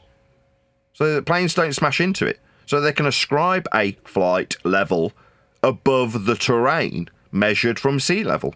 Again, the axiom being parallel to the ground and above anything that's going to obstruct you in the horizontal. So when you fly the distance, that's also a flat Earth measurement of horizontality. You can ascribe the vertical topographical obstacles that might confront you with respect to the distance you will fly in a flat Earth direction. That's called azimuth. I don't know what you're babbling about, Neil. Are you a pilot? You're not a pilot. Okay? It's flat until you get to the part where it starts curving, then you got to fly around the curve. Everybody knows this. Well, if that was the case, I've just agreed with you. Yes, when you have to fly around the mountain, yeah, that's all been measured to the millimetre accuracy. We've got that with a reference from sea level. But the way you're phrasing it is to infer, like this guy, that there's an Earth curve, like an overarching spherical worldview curve, that we wouldn't notice. It looks all flat, but it does eventually take over. No, to describe a curve is to describe a drop in the vertical with respect to the horizontal measured distance. So notwithstanding that we've got a freaking horizontal measured distance, if we did have any deviation in the vertical, we'd have measured it. Now we do. We measure mountains, but the rest of the world is referenced to sea level. That's how it's all measured. I think what Neil's trying to say is planes only use the horizontal sea level locally. No, what I'm saying is Earth is so big. I mean, you got to figure out how big Earth is, and on a flying, you're not going to really. It's minute, you know. It's negligible. No. So how big you're really something not paying attention. But you're going around the curve. How big something is ascribed to its mile value. If you're going to say it's this big in miles, then you need a mile measurement. Well, that's a horizontal distance. So we've had this a few times recently. I've had it in comments loads recently, which is people saying, oh, don't you appreciate that locally it's negligible, you don't have to account for curve, but beyond, and then they give a distance, let's say it's 10 miles. Beyond 10 miles, then they account for curve. Like, at the 11th mile... The 11th mile is still a horizontal distance measurement. It doesn't suddenly start to stop being the horizontal plane of reference that you can describe verticality from at 11 miles or 20 miles or 30 miles. It's still a horizontal distance. Miles, in this context, are horizontal. Always. It doesn't start to give you a curve. And if he did suggest over 10 miles, you wouldn't notice the curve. But after 10 miles, we can measure it. You're like, okay, so we've got 20 miles and we're going to measure curve. Yeah. Okay, so we'll be measuring vertical deviation from the horizontal distance then. Yeah. So we'll need a horizontal distance. There's no escaping how this works. In order to derive any suggestion of curve at any distance, we first need that distance. Simple. I think Neil might be suggesting the non-local measurements of Earth. Non-local measure. No, you can't be suggesting that because you can't have non-local measurement. That doesn't even make sense. Yeah, you can have, I was going to say you got there in the end. Yeah, you can have the suggestion of geodesy where it's beyond the measurements, but then you're into calculating. Now, when you have these surveys suggesting that they're doing it with the measurements, they're not. They're always measuring Earth as a planar surface. They've always referenced their tools to the plane of reference. They're always measuring angles from a zero baseline. The distances are still horizontal. Nothing changes. But after you've acquired all these flat Earth measurements, you can infer that you can bend it into a system. It's like GPS is, how did you describe it? Floating Cartesian? Yes, it is a floating planar Cartesian coordinate system. Right. So you can suggest that the conversion after the fact incorporates a bend that would still have the geodesic account for curve while the distance be horizontal and linear. It's just a little sleight of hand magic trick. But who cares? You can do your magic trick all day if you want to believe that you're on a ball. Doesn't change the measurements. Miles don't start bending after 10 miles. They're still just miles. You know what I mean?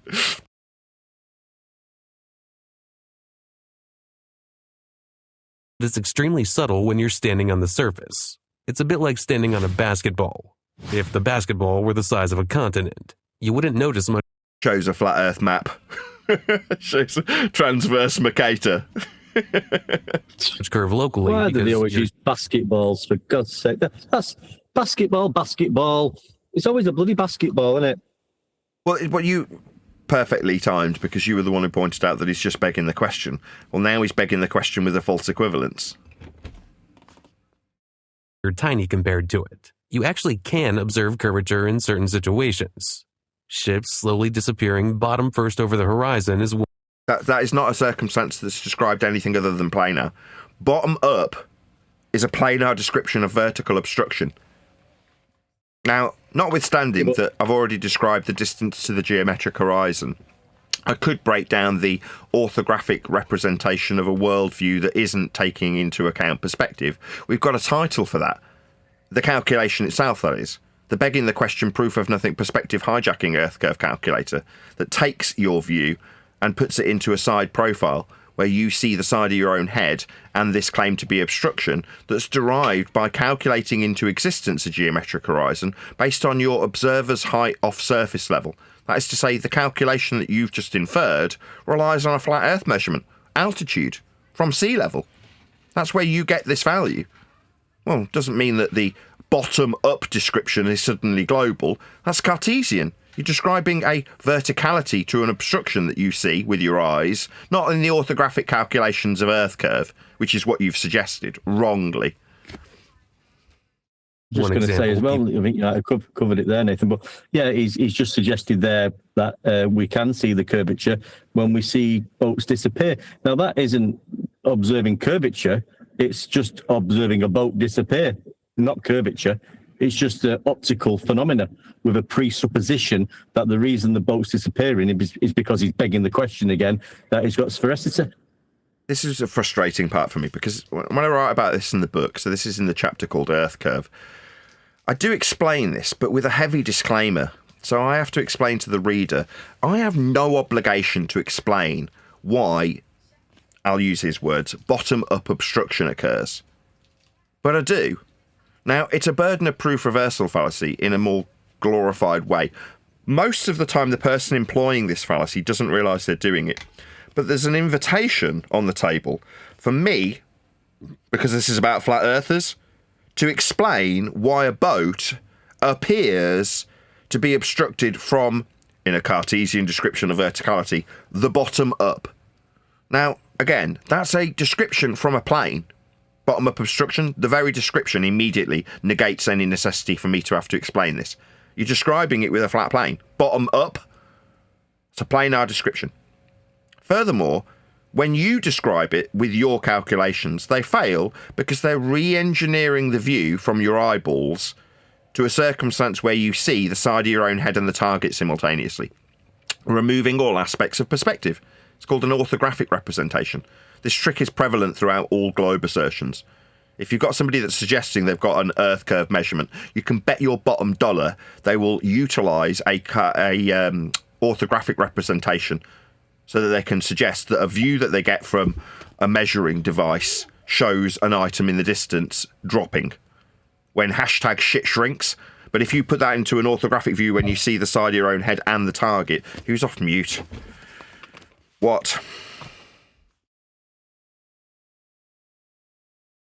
It might have been me. I'm sorry. No, go ahead. It's on the roll that I was on. Go ahead. Now I feel bad. That's all right. Go ahead. Well, I will point out, though, that the Earth curve calculator and what they want to call a tangent is clearly marked perpendicular to your vertical as sea level, and eye level runs parallel with it in that calculation. So it's really not on us to explain anything. It's kind of on them to explain why they're so dumb that they bought it. Yeah, their use of a parallel eye level and surface level is in their maths and labelled, so it's obvious if you look at the begging the question, proof of nothing perspective hijacking Earth curve calculator, that you have this axiom holding true, surface level and eye level, because you're going to be calculating a depression angle. Well, that depression angle is from the surface level at an altitude perpendicular to it. So the calculation is 1.22 times the square root of the observer's height. That's a flat Earth measurement in feet. That's where you get your distance to a geometric horizon. But you're calculating with a depression angle. Well, to be a depression angle, you've got to calculate it from the parallel eye level. Parallel with what? Surface level. All of these flat Earth measurements are always axiomatically holding true, even when you're inferring sphericity. But the trick is to remove the perspective. As something moves into the distance, it decreases towards the horizon.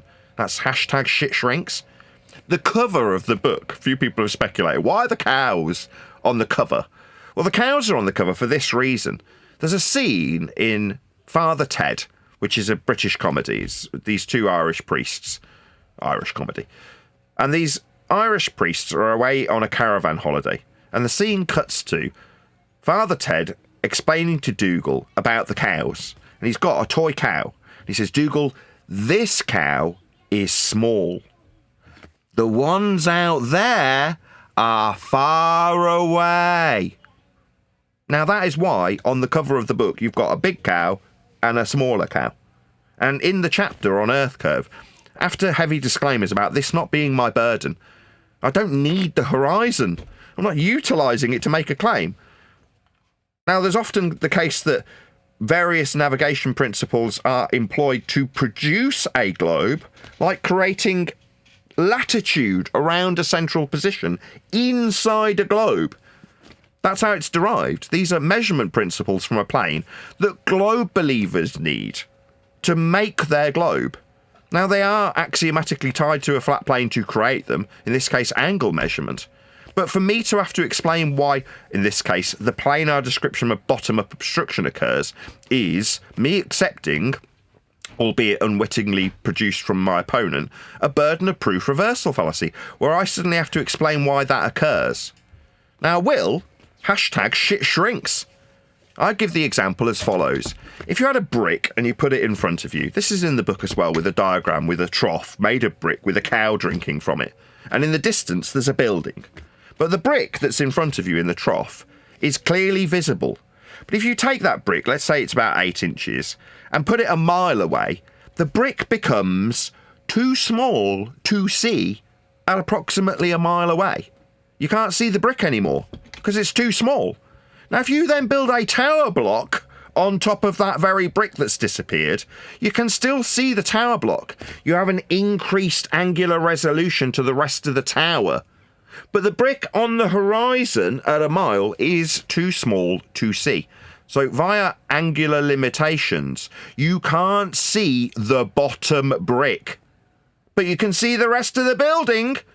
Yeah, that's a planar description of angular resolution limits, admirably described in the Rayleigh criterion. That's angular resolution limits causing you, the observer, to see one missing brick. What's that I hear? No, that's Earth curve. No, it isn't a derivation of a flat Earth measurement from surface level. Because as you increase in altitude, a flat Earth measurement from sea level, you simultaneously widen your angle of view, with the thing blocking your view being the surface. If you rise above the surface, you increase your angle with respect to it. Widening your angle increases resolution limits. So you can then bring the brick back by raising in altitude. To hijack this maths is to infer that a measured height off flat Earth, that's altitude, gives you a distance in an orthographic view to an Earth curve? No, this is perspective, and you can only describe perspective mathematically from a plane also. Now, I will reiterate here, as I do in my book, this is not my burden. I don't care why things appear to disappear bottom up in the distance. Who gives a crap?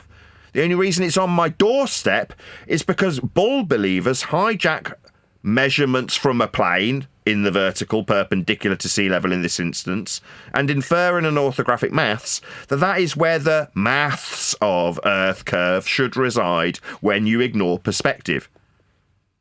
Done. People have documented for centuries. At very high altitudes. Hi, what now?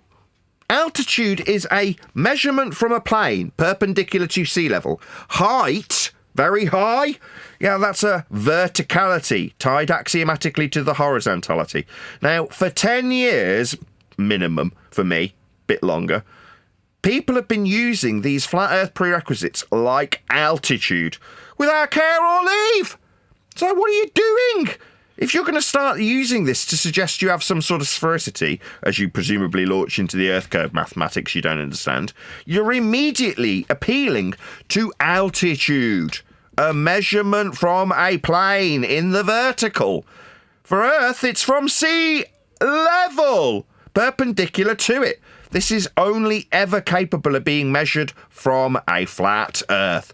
And what do you know? This bull believer's appealing to it immediately. What a shock. Go ahead. Yeah, I'm just saying it. I mean, it's amazing that we've spoke about this over the last few months, Ethan. How we're noticing now and pointing out that's all they ever use and have used these flat Earth prerequisites, and he's just demonstrating it beautifully right now. Especially with specialized cameras that avoid lens distortion, the curve also becomes more visible. So No, the curve does not become more visible.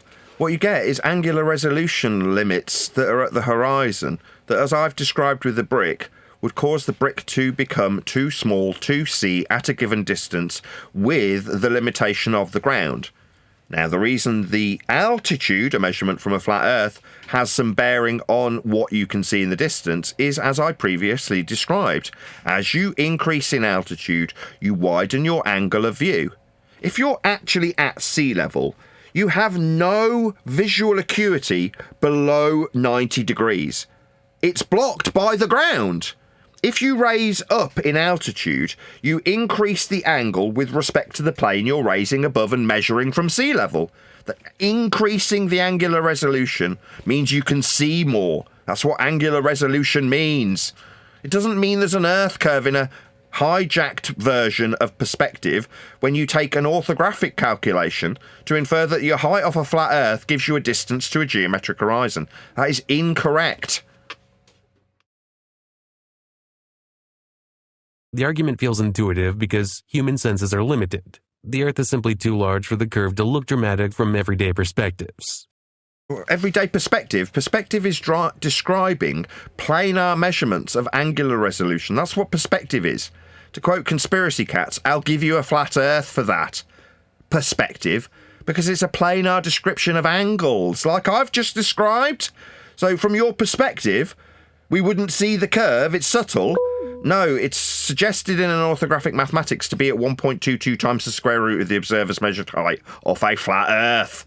That's what you're begging the question. Proof of nothing. Perspective hijacking Earth curve maths dictates you will see. You won't see. It's a magic trick. In an orthographic view, you never get to see the side of your own head, as described in Earth curve mathematics.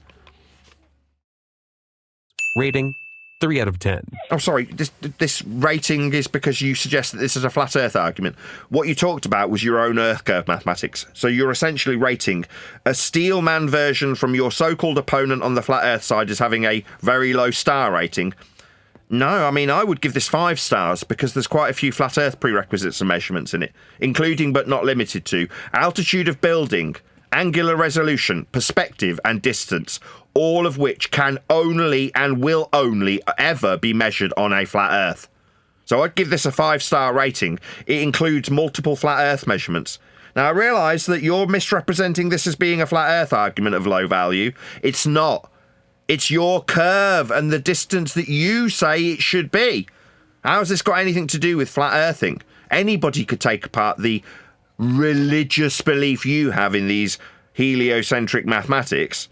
That's nothing to do with flirfs, but it definitely has everything to do with measuring Earth flat, as you did, multiple times.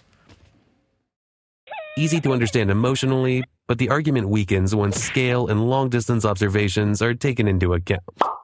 Sorry, long-distance observations, distance being a horizontal measurement of nautical miles, statute miles, kilometres, furlongs.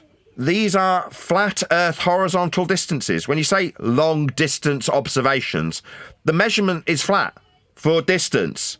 Have you never seen a map scale? So you're saying that this weak argument when a steelman position that is actually global falls apart for not being too far as per the distance to the geometric horizon in an orthographic calculation goes beyond the long distance, then you've got a flat Earth measurement that you're appealing to.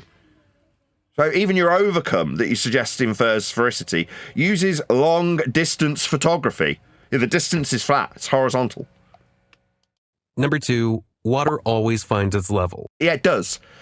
People utilise something called a water level when they're levelling things. It's just a hose with water in. Or a spirit level when they've got a tool for establishing whether or not the wall you're building is level. It's a principle that's used in building stuff. Water finds and maintains level.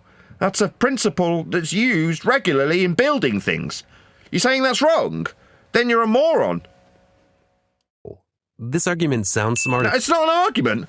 That's a statement of absolute fact. Am I missing something here? I'd just like to get the opinion, because I am but one man after all. Am I wrong when I say water finds and maintains level isn't an argument, it's a statement of absolute fact? Yes. Exactly. And it's demonstratable all day long. Right. And it's also how we've, for the last few thousands of years, have created the tools that we build things with, is to create a 90 using a vertical and horizontal, the horizontal being a water level. He's insane. Yeah, he's saying it's a bloody argument. Are you insane? At first, until you realize people are mixing up two completely different words. Flat earthers constantly say, water always finds its level. It does.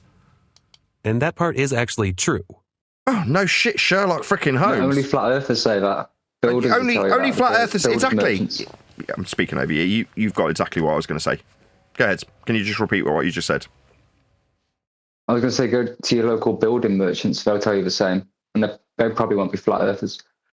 Yeah, he's just misrepresented it like flat earthers always say. This statement that's always true for everyone always. Yeah, that's because it's true. The problem is that level does not mean flat. What? I've seen plenty of power banks over my... Okay, KBHD. I think this Ridge power bank looks absolutely amazing. Those two words are Scientifically, synonymous. a level surface is a surface that is what, ridge and perpendicular to power the bank? direction of gravity. That's the actual definition. No, flat and level. Okay, so he says level is perpendicular to gravity. Sorry, what does perpendicular mean? Oh, at 90 degrees to the horizontal? That sort of perpendicularity when you're talking about sea level? Because that's where we use this word, sea level, for vertical altitude. Like when you measured the height of the building, that would be perpendicular to sea level. You dumbass. So perpendicularity directly ties it with an axiom to flatness. You dumbass. On a globe, gravity pulls toward the center of the Earth from every location. No. The assertion of gravity pulling things is 111 years out of date. The warping of a pseudo-Riemannian geometry is the current rhetoric of gravity. So this guy's been high school educated with Newtonian concepts of gravity. Wrong.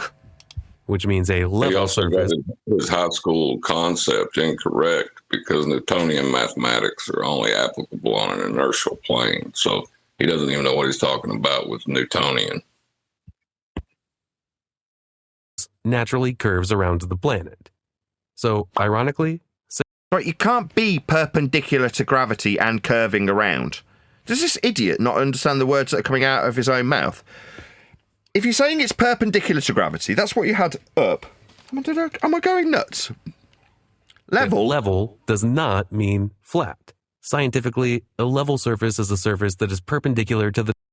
So if it's perpendicular to gravity, gravity in this out-of-date rhetoric is a downward vector. Yeah?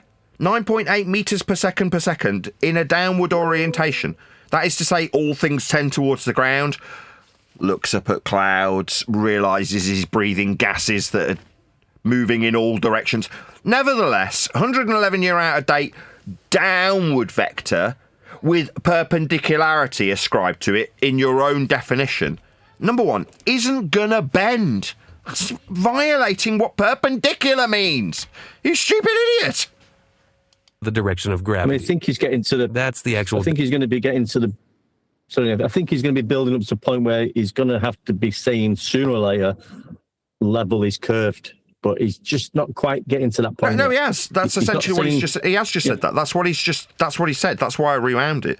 To point out that you can't be perpendicular to a curve. Or you can't get perpendicular from a curve, I should say. Definition. On a globe, gravity pulls toward the center of the Earth from every location, which means a level surface naturally curves around the planet. Did you hear him? A level surface curves. So, no. Perpendicular means at 90 degrees. It's not perpendicular to a curve, you dumbass. You're violating the axiomatic principle of what level means. In essence, the globe is level. That's what he's done. Like every dumbass we ever encounter recently. Suddenly, level means globe. No, it just means that you've been dropped on your head. So, ironically, saying water finds its level is exactly like saying water is always curved. No, those two things are axiomatically in violation to one another. Like a curve is a deviation from level. You stupid clown. What an idiot.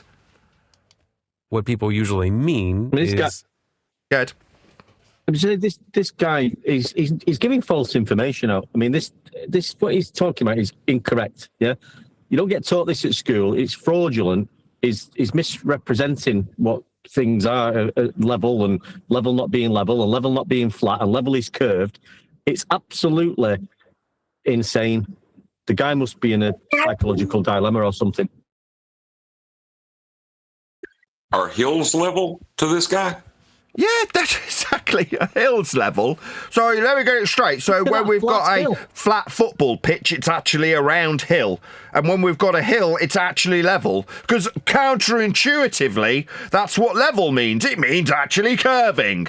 No, if you're going to describe something curving, you have a horizontality to describe a deviation from it in the vertical.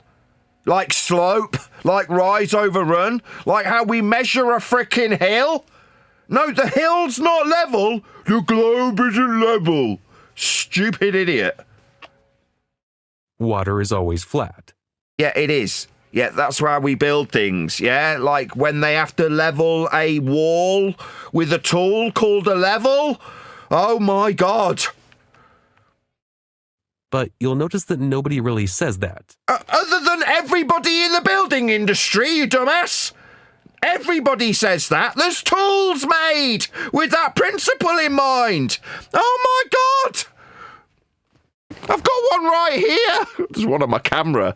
Yeah, you never seen a level before, right? This is a tool that's used in the building industry. What? Nobody says that? No, you are an idiot. That's what this means. He's thinking of a kerbal. That's what he's thinking of. Just idiotic. It's beyond my comprehension at this point. This guy's saying, oh, nobody ever says that. Everybody says curve is actually level. That's what everyone always says, of course. No, they don't. Because it's simply not true. That's precisely why the word level is always used in this context. It doesn't mean the same thing. Now let's talk about the construction tool, the little bubble level people use all the time. Flat earthers love bringing it up to show that something level is flat. 'Cause it is. Like your wall, like your foundation, like the ground that gets levelled. Sorry, do you think that when they spend thousands of pounds levelling out the terrain to build on it, that they're actually levelling to a curve? No! Dumbo! But it's just said, doesn't... like Liam brought up, like you just go to a construction site builders. That's how he started out at the beginning of this sentence. If you just go back, he said he's going to talk about construction. Then he said, flat earthers say this. Well, tell us what the construction workers say and how they use the tool. Did you want to add something, D-Rose, or was it just fat fingers? No, I just wanted to say this is almost like gaslighting. The way he's trying to tell listening audiences that that's not what they do. You may think it is, but it's not really what they do. It kind of sounds like gaslighting, like the way they try to convince you that, no, you're not saying that, you're saying this. You're not hearing that, you're hearing this. Like a spell, putting a spell on people and making people question their own common sense and knowledge. All the carpenters, all the people that do home improvement. It's ridiculous. Measure flatness the way people think. It measures orientation relative to gravity. So, as in orientation with respect to a downward vector? Yeah, the downward vector you're appealing to, 111 years out of date that it is, as you specifically detailed, perpendicular. That means verticality and horizontality are axiomatically tied at the frickin' hip. My God, these people are stupid. You can literally place a level on top of your head and get a perfectly centered bubble. Centered? With respect to what? That doesn't suddenly mean your skull became a flat surface. It just... Oh my God, this logic is so garbage. This means that little line across your head is horizontal relative to gravity at that... Yeah. So, horizontal then? Oh my God! That point. At human scale... Notice how he's got the exact same diagram that I'm doing live. Yeah? So we've got a downward vector, and we are perpendicular with respect to it then. So you notice how he's literally describing the exact same axiom that I describe. We've got the verticality and the horizontality. Yeah, that'd be flat. Because you've got it tied perpendicular to it. Where's the curve, as they say in Flurf terminology? There isn't one. What you've got in this diagram is the axiomatic principle of verticality tied to horizontality. There's no curve there! But we do have the axiom of verticality. You think incorrectly that this is somehow gravitation. No, not all things tend to the ground. Maybe you haven't released gas from your person recently. It spreads out like the clouds, like the water that comes up after the puddles form. That's not going down, you idiot. But when you ascribe it with the axiom of verticality tied directly to the horizontality, as diagrammatically exampled here, then you've got a flatness in the horizontality. That's what a level gives you. That's what the tool's for. Go ahead. I'm just laughing. I can't help laughing looking at that picture. This guy, the globe, trying to suggest we live on a globe. He's stood there with a level on his head, showing you horizontal and vertical. This is insane. But he's just said literally 35 seconds ago, well, when we've got level, that actually means curved. You know what, like in this diagram, you stupid idiot? Definitely not. Flat. Well, it might be, you got to be easy on them because it's really hard to use planar geometry to assert you live on a sphere. Yeah, but that's what's actually happening if we calm down just a smidge. What's actually happening is this guy is utilising axiomatic principles of Earth measurement, in this case the axiom of perpendicularity. He's ascribed it incorrectly to an out-of-date 111-year-old force in the downward vector that he suggests pulls things to a curve when he violates his own axiom as demonstrated on screen in this diagram. But in his mind, this principle that he's now utilising of having a horizontal then perpendicular to the vertical much isn't flat. Yeah, absolutely is. It's required to be, or buildings would be collapsing. You stupid dumbass, who's obviously never built anything in his entire life. Feel almost identical. Oh, got a super chat from Sasha. Shout out to you. Really appreciate the support. I am Gravendish. I live here. Thanks, Nathan. Is that what he says? Is it Gravendish? What does he say? I'm GRUSHDEVAH.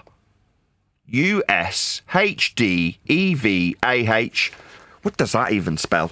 I don't know how to say that. Rashtiva? I have no idea what that even means. But thank you very much indeed for the super chat. I really appreciate the support. Identical because the Earth is huge. A house is too small for the curve to matter noticeably. Oh, I see. So when you say you don't notice it, it's actually in diametric opposition to you saying that horizontal's actually bending. Now you wouldn't notice it. Yeah, noticing it would be measuring it. Measuring it would be like measuring a hill. And when we measure hills, we measure the deviation in the vertical with respect to the horizontality you get from distance. Measurements of Earth's surface. So when you say, oh, we just wouldn't notice, well, which is it? Horizontal's actually bending, or we wouldn't notice? You seem confused. Dimwit. So a lot of approximations are made in everyday language. You mean, generally speaking, people understand that level and flat mean the same thing? But once you understand what the word actually means... It means flatness, levelness, like when you build something. Not, oh, well, it's because it's actually a horizontal bending that we wouldn't notice. Noticing being how much we can measure vertical drop with respect to the horizontal that bends. You're just retarded. This is the dumbest shit ever. The double speaks off the chain. The argument kind of collapses. It's not an argument. You are in violation of an axiomatic principle when you say horizontality, that's flatness, bends, which is what you've done.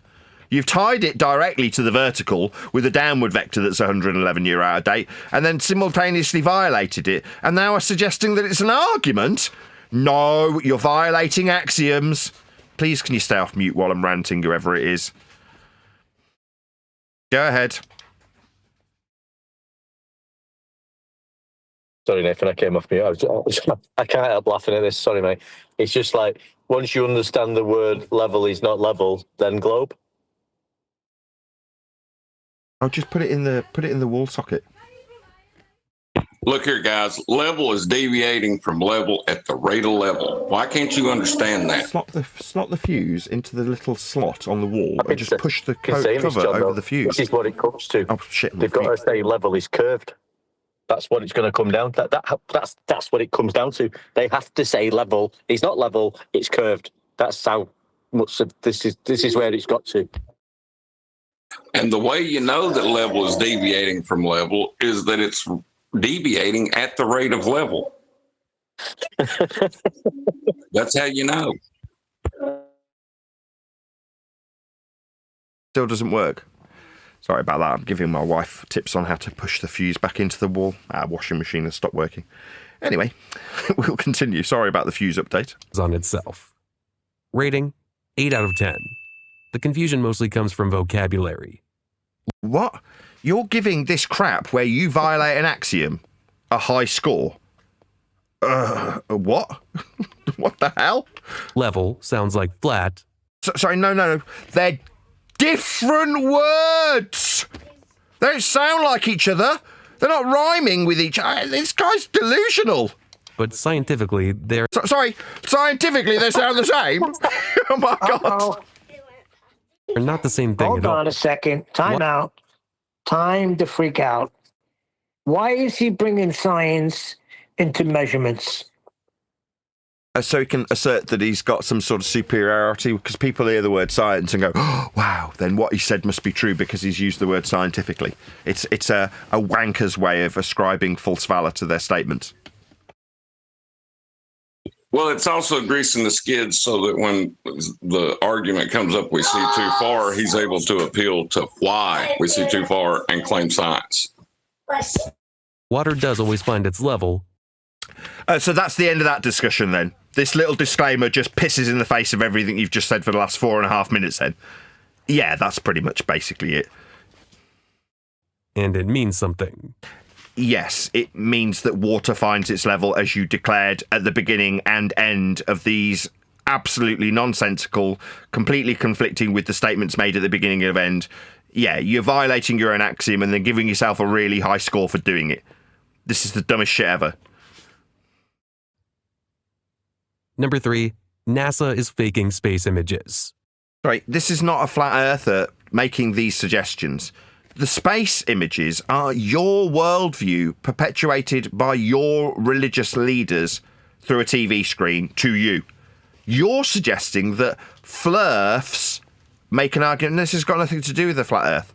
Unless we describe the altitude for these so-called rockets, the orbital mechanics will also be derived from flat earth measurements in your worldview.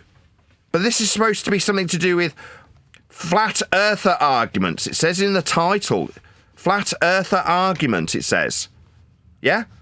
If it's a flat earther argument, why are we talking about rockets in a sky vacuum? The only thing that would have anything connecting it to a flat earth is the altitude from sea level. NASA really does edit a lot of its Earth images, and flat earthers are absolutely correct about that part. The misunderstanding comes from why those images... You don't have to be a flat earther to describe NASA's editing techniques. That doesn't make somebody a flat earther when they say NASA edits their videos and you agree.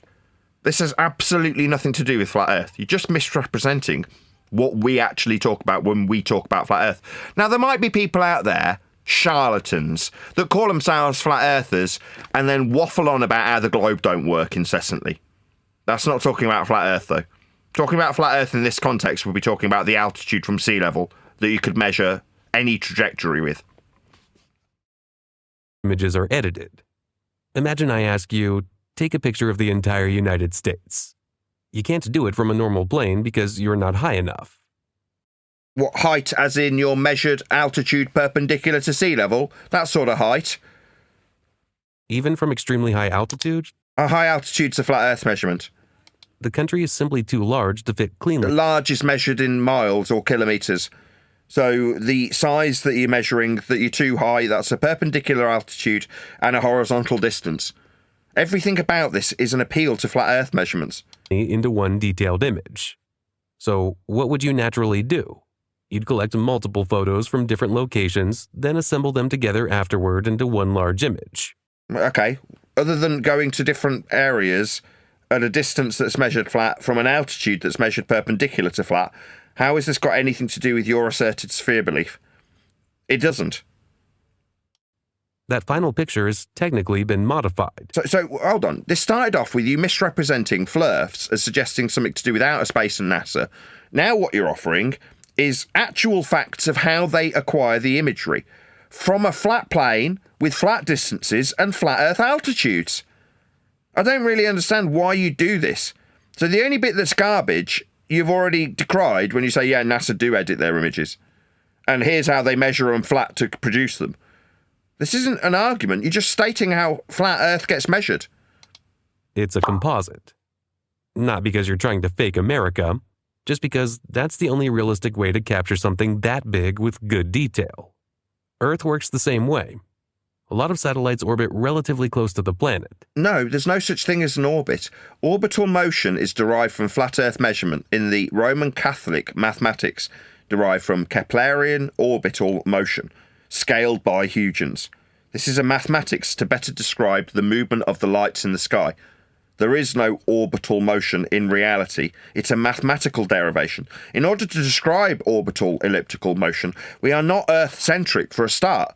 The entire system is described sun-centric, heliocentric. That's your dumbass worldview, where the Roman Catholic Church put this description to describe orbital mechanics from the centre of the sun. What's he got? Well, he's got a geocentric description. Oh, you're just wrong. You don't even understand your own stupid worldview. This is not how it's described. This is not orbit. Orbits is a maths. It's not something that's capable of reifying into existence when you attempt to better explain the movement of the lights with the Roman Catholics' heliocentric orbital motion. Many cannot see the full Earth in one frame at high quality. Clouds also move constantly, lighting. Clouds? A minute ago, we had a downward vector, did we not? That bends. Like in a bullshit world where down perpendicular to a plane bends things? Is that not your assertion that we've got an Einsteinian gravity? No, I'm thinking not. Yeah, you've got a downward vector, my friend. Do you think that the clouds are going down? Because you now seem to appeal to these things that aren't going down. What gives? Did you not understand that you'd already appealed to a Newtonian downward force? End quote you. I'm pretty sure you've appealed to a downward force, my friend. So what's with the clouds? Hello? Changes during the day, seasons change, storms. Good. I was going to say that apogee, perigee, eccentricity, time, all of the elements to these orbital mechanics requires a plane of reference, not a curve. It requires a plane of reference. And for you to reference a plane means that one must exist. Appear and disappear. So NASA often combines multiple images collected over time to build one complete image of Earth. There's nothing but flat Earth measurements in this process so far. And the important detail is they openly admit this. The files are often labeled composite image, enhanced image, or digitally assembled.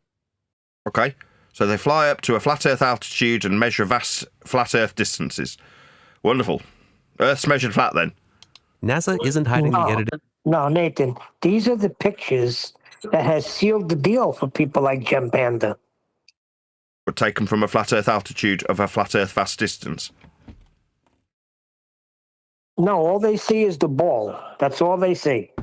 Editing process at all, which would be a pretty weird strategy if the goal was secretly deceiving humanity.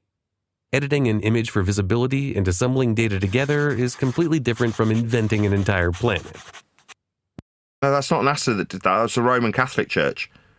They derived flat Earth elevation angle measurements into a spherical system to give you the coordinate data that we currently utilise. Those coordinates are flat Earth measurements. The system that creates a global worldview is wrapping those coordinates around your position at the centre on something called the equatorial plane, with latitude positions marked around your position in what is essentially a giant glorified protractor. But the world is still measured flat. You haven't detailed anything other than measuring high altitude imagery. That's from a flat Earth, that's from sea level. That's distances, vast distances, you say? Yeah, those vast distances are measured flat with horizontal miles or kilometres. Rating, Nathan, 7 out of 10. He's trying to make it a conspiracy, Nathan. He's making sure that he gets that in there. Well, making it a conspiracy with measurements so we can appeal to and lean into every time he highlights one of them. They're still flat Earth measurements, aren't they? The observation itself is real.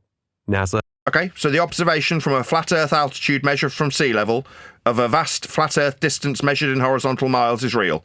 So we measure Earth flat then. Absolutely edits and assembles many Earth images. The leap is assuming that edited automatically means fake. That's called a straw man. No, the fact that you've measured them from a flat Earth altitude of a flat Earth distance makes them flat Earth measurements.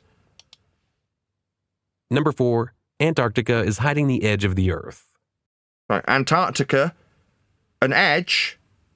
Now this sounds like a psyop narrative from flat earthers. Flat earthers often describe Antarctica as a giant ice wall surrounding the world. No, that is a way of projecting the world with an azimuthal equidistant North Pole centric projection that puts Antarctica at the outside extremities when you project the world in that way. That's azimuthal equidistant. So no, this is a psyop version that's been peddled into flat earthers. People like me, a flat earther, have debunked that way of looking at the world as being incorrect by checking it. That's to say, checking the sun's position with a sun-centric measurement on the map to see if it matches, and it doesn't. So no, you're just stereotyping incorrectly. I'm critiquing you. I'm a flat earther. I've demonstrated these maps wrong. Go ahead. Oh, I was going to say, what he's got there is a projection from a global map, right? That is in itself a projection from flat Earth measurements. So you have two projections which both distort the original measurements. It's never going to be correct. Correct. Like that. Yeah, the azimuthal equidistant North Pole centric globe projection is a projection in a conical fashion that puts Antarctica at the outside edge as though it's an ice wall, as he describes. That's how this projection, described from a particular point on a global projection, North Pole centric, projects this conical image flat. But the globe, as John's just adequately described, is a derivation, as I just described, from the centre point inside a globe that gives you the latitude system, also North Pole centric, wrapped around you to create that global image from a plane. So you have a plane, you measure it flat with altitude angles, and then with those altitude angles, wrap those positions around you hemispherically so that you can create a global system from your flat measurements. From your global system, you project azimuthal equidistant to create this flat disk. So it's a flat projection of a globe of a flat measurement. That's what you actually got. According to that model, the sun should rise and set every day, even there. A 24-hour sun in Antarctica would completely break the map they use. A 24-hour sun in Antarctica is a flat Earth measurement. So every single participant who went down to Antarctica to measure Earth flat with azimuth, that's what's being described, measured the sun with a flat Earth system in degrees from north. They all measured it flat there. Other than Dumbo Dave McKeegan, who couldn't quite go with his own tripod. But other than Dumbo Dave, they all measured degrees from north in the horizontal for a 24-hour period. Precisely as visually demonstrated here. This is a flat Earth measurement of azimuthal directionality. You can also include in the mix altitude angle. Altitude being from the surface, that's what altitude means. Angle meaning two straight lines meeting at a vertex. That's what you measure. Altitude angle, that's the angle from a plane the sun represents with a degree measurement. And azimuth, that's its position when you describe degrees from north. So every participant of this Antarctic endeavour measured Earth flat for 24 hours, other than Dumbo Dave. And that's exactly why something very interesting happened in 2024. A group of well-known flat Earth YouTubers actually traveled to Antarctica during the southern summer to... Sorry, the what summer? The southern summer? Okay, so we got the north and the south in the horizontal, like a degree of azimuth, horizontal. Yeah, to travel south is to travel in a flat Earth orientation. The degree from north, 180 degrees, is a flat Earth only horizontal degree measurement. That's what south means. So you're saying they flew in a flat Earth direction? Yeah, they absolutely did. That's correct. Yes. Notice how it's so convenient and easy for this globe-believing muppet to appeal to flat Earth only measurements like it's inconsequential. So, like, you can describe going south, can you? Yeah, that's south. It's flat.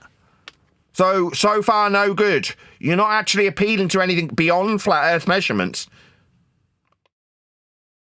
Witness the so-called midnight sun for themselves. The phenomenon where the sun stays... Midnight sun? As in a time-derived convention that also came from a flat Earth to describe midnight with? Because obviously it's not midnight if it's alleged that they're seeing the sun. That's not night, is it? So you're appealing to a convention that's been derived from flat Earth measurements of the sun then, to describe in a convention a period that is inconsequential to this particular sun movement, because we don't have any night, allegedly, when measuring Earth flat with azimuth and altitude for 24 hours as all of them did. Other than Dumbo Dave McKeegan, couldn't quite cope with his own flat Earth measurements of azimuth and altitude with a tripod. But other than Dumbo Dave, they're still deriving a concept called time from flat Earth measurements of the sun, so they can be averaged, put into a convention, and then used to describe this divergence from the convention. That's to say the sun doesn't give you a night time.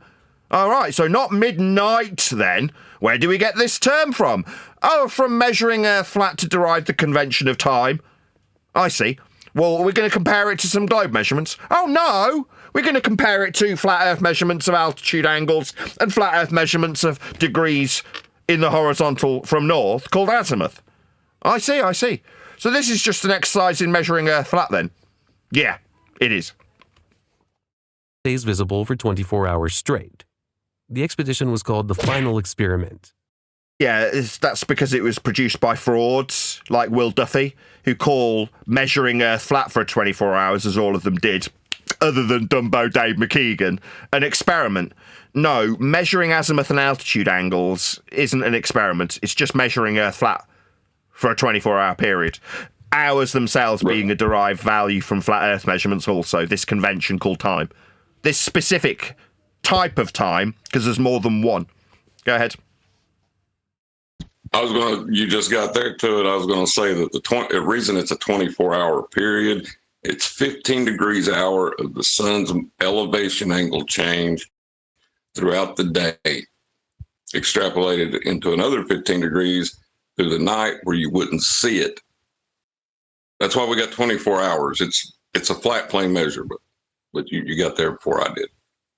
Yeah, perfect. It's good to have you reiterate it. And everything was filmed publicly. Jaron Campanella, better known online. Jaron Campanella?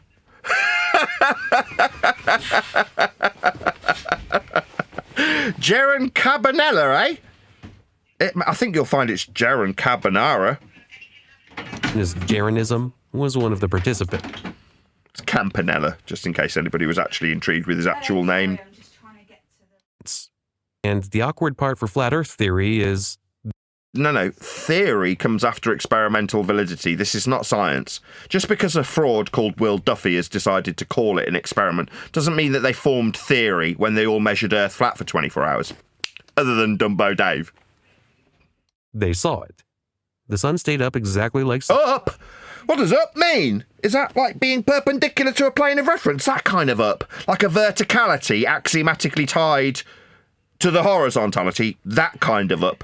Yeah, when you describe the sun being up, that's a flat Earth measurement, by prerequisite.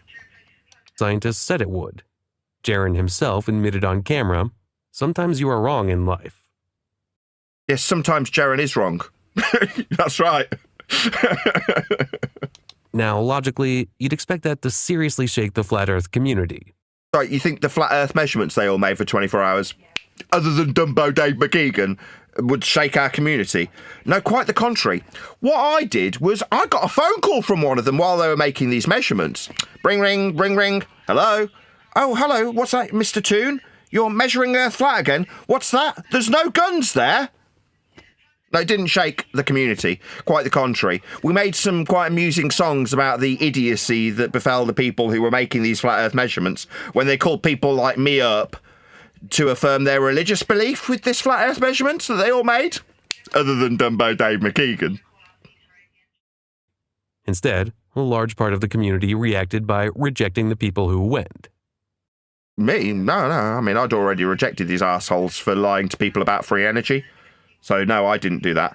Quite the contrary, I lent into their measurements because they were all of a flat Earth, azimuth and altitude quite specifically, time itself quite specifically. Directions, they went south. That's a flat Earth direction. Some accused them of being bought off, filming on a green screen, joining the conspiracy. Maybe. I saw images that had strips of sky with separation, like they were TVs. Now, furthermore, after those images were exposed to the public, they got edited out. Now, maybe that was deliberate to create a sense of tension and get people to focus on the conspiracy that they didn't even go there, but without confirming their existence in this alleged region in the south. That's a flat Earth direction, by the way. I can't confirm it. I wasn't there. Now, I did get phoned up and told that they'd measured Earth flat for a 24-hour period. I mean, the answer to that for them was to ask me where the guns were. Like when the Chilean government had escorted people away before and after they went with their paperwork, when they were allegedly in Antarctica. That's the flat Earth South, because that's what South means. But no, I mean, there wasn't any fallout from our point of view. We cheered. We made songs about it. We were delighted.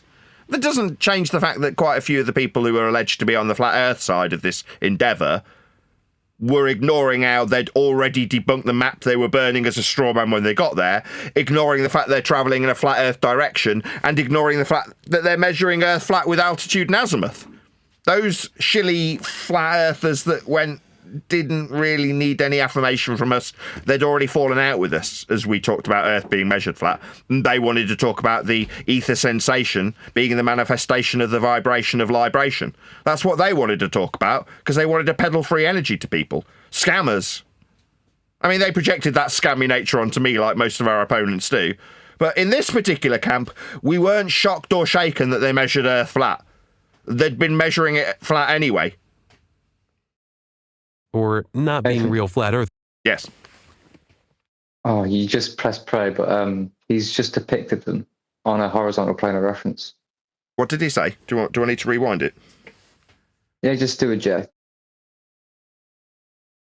There's any community reacted by rejecting the people who went. Some accuse them of being bought off, filming on a green screen, joining the conspiracy, or not being real flat earthers anymore. Which is honestly one of the most fascinating parts of conspiracy culture. Sometimes evidence doesn't destroy the belief, it just changes who gets trusted. There's nothing to be trusted. If you've measured it flat, that's a measurement. It doesn't need any trust, right? I didn't need to trust McToon. When he phoned me up and went, I've measured Earth flat for 24 hours with azimuth and altitude, there wasn't any trust involved. I didn't need trust. It's just a flat Earth measurement. I don't care if the guy's a complete charlatan. The measurements are still flat. Why? Because there's only flat Earth measurements to be made. There aren't any exceptions. The fact that they went and measured Earth flat there is not a shock, but it doesn't in any way have any bearing on how trustworthy someone is. It's irrelevant. It doesn't matter how trustworthy they are. They all measured Earth flat anyway, other than Dumbo Dave, who couldn't quite go with a tripod. Rating, 2 out of 10. The Antarctica theory sounds mysterious, but direct real-world observation ended up contradicting one of its... So you've got a plane there in flight level. Yeah, planes fly axiomatically tied to the surface level, measured from sea level, with altitudes of topographical deviations that they need to avoid when they fly in flight level, ascribed by ground control, measured from sea level, in a direction that's flat. That'd be south. So nice that you've got a plane on there. I wonder if he'll acknowledge how flat Earth must be measured for planes to function. Probably not. Go ahead, whoever it was that was about to say something. Yeah, he said it was 2 out of 10, but he showed on screen 105. Did he really? Its biggest quote is who gets trusted. Rating, 2 out of 10. The Antarctica theory... Rating 2 out of 10 puts up an image of 1 star. It seems like you can't even fucking count, you stupid clown. Theory sounds mysterious, but direct real-world observation ended up contradicting one of its biggest claims publicly and in real time.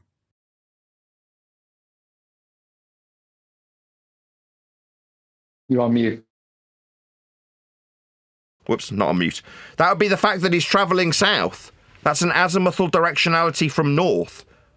That's not in any way violating the flat Earth that's being measured. It's a violation of the suggestion that they're going down there to confirm that Earth's a sphere by debunking an azimuthal equidistant North Pole-centric globe projection. Yeah, they still had to fly in a flat Earth direction from north. That's azimuth. At a flight level, parallel with sea level. Measured from a plane. Plane of reference, not aeroplane.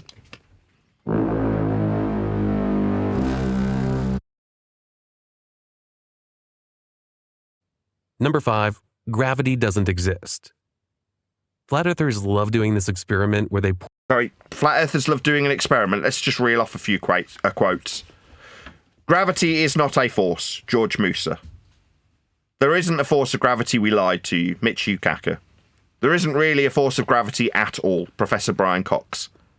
So are we now going to carry on with the theme from earlier where you infer there's a 111-year out-of-date force that pulls things that are flat into a curve, violating their own axioms? Is that what we're going to now hear, with a misrepresentation of what flurfs say about it? Flurf has no gravity. There is no gravity for a flurf to appeal to bending horizontal. it's your claim. Again, you're misrepresenting this steel manning of your position. Pour water onto a small ball and say, look, the water falls off, so water can't stick to a curved surface. And it sounds convincing for about 5 seconds. No, it's not like it needs to be detailed as a convincing point of view. If you pour water on a ball, it will not stick to it. Again, you're misinterpreting a statement of absolute fact, like it's suddenly going to make less sense 5 seconds later because a Flurf said it. No, that's a statement of absolute fact. Because what they accidentally demonstrate is gravity working exactly as expected. The water is not refusing to stick to the little ball because the ball is round. The water is falling off the ball because there's an object in the room with vastly more gravity pulling on it. Sorry, did he say pulling? But gravity is not a force. There isn't really a force of gravity at all. Your high school education fails you. No, the bent pseudo-Riemannian space-time geometry of Einstein superseded the Newtonian gravity you're appealing to in 1915. It's just that dumbasses with a high school-only education think that gravity's a force because that's what you get told up until high school level. So you're just an idiot. You don't even know your own rhetoric. The Earth. So yes, water absolutely sticks to curved surfaces due to gravity. No. Or it would stick to the ball with the ball's force of gravity that the ball's mass would have in Newtonian gravitational forces. The ball is a mass that would attract other masses, if this was true. It's not. Not even in your own bloody rhetoric. And Newton's law is with respect to a horizontal plane. Yeah, downward vector, perpendicular to a plane, exactly. Oceans are literally doing that right now. Oh, so this would be your begging the question fallacy. Oh, so I assume that gravity is causing the bending and warping of the sea level. No, we've measured sea level. We use it for altitudes when we fly with respect to a plane, so that we know how high the mountains are, so the planes don't crash into them. Yeah? We've measured this, you dumbass. The reason the water leaves the tiny ball is simply because the tiny ball... So why is it leaving the tiny ball? Should it not be sticking to it if mass attracts mass, as is the case in Newtonian forces that you're appealing to? Oh yeah, that doesn't happen. That's why it was superseded in 1915 by Einsteinian pseudo-Riemannian bent space-time geometry. You're just out of date by 111 years, you dickhead. Ball has almost... And for your own religion, not for reality. Yeah, out of date for his own religious rhetoric, not for reality. There is no bent pseudo-Riemannian geometry. It's pseudo. That's fake. Gravitational pull compared to a planet. No, there is no pull. There isn't really a force of gravity at all. Gravity is not a force. It's the same reason you don't float toward a refrigerator when walking past one, even though it technically has... False equivalence fallacy. Gravity too. Oh, I see. So, like, the ball would have gravity because it's a mass-attracting mass Newtonian force that's out of date that you're appealing to. Therefore, the fridge would have a force because it's a mass. Yeah, it doesn't, because you're wrong. You're out of date. Non-force isn't a force. Stupid boy. Earth's gravity completely dominates the situation because... Oh, does it? Oh, really? Oh, right. Of course, those clouds are going down, go boom, boom. No, they're not, are they? No, it doesn't dominate anything, you stupid clown. Because the Earth is absurdly massive. Sorry, how big is it? Are we going to measure it in horizontal linear miles? Some flat earthers then replace gravity with density and buoyancy. What, that would be specific gravity. There's 4 different types. I mean, there's many more, but the main endeavours of gravitational assertions have 4 different varieties. Yeah? Beyond the quantum, that's an extension of the pseudo-Riemannian. You've got the out-of-date Newtonian and specific gravity. That's this. Density and buoyancy. Yeah, those are real. It's got a title. It's called specific gravity. Go ahead. Why? Why does it have that title? I've always hated this freaking title because you're giving it gravity. When people hear gravity, they hear gravity. Gravity's real. Yeah, but it's specific. They don't care. It's not. I don't know why who cares? But density alone doesn't create direction. Right, so a minute ago it wasn't in existence. Now it's density alone, like it's automatically assumed to be true. Yes, because it is, right? You're simultaneously saying, Flurf say this, which is wrong, But when I utilise it and demonstrate that it's absolutely the case, why'd you keep doing this? Saying heavy things go down still leaves one giant unanswered question. Heavy is a utilisation of a principle that describes the movement of solids with respect to an air that they are being weighed in. That's what weight is. What exactly is down? Down would be perpendicular to a plane of reference. It's a flat Earth description. That's what down is.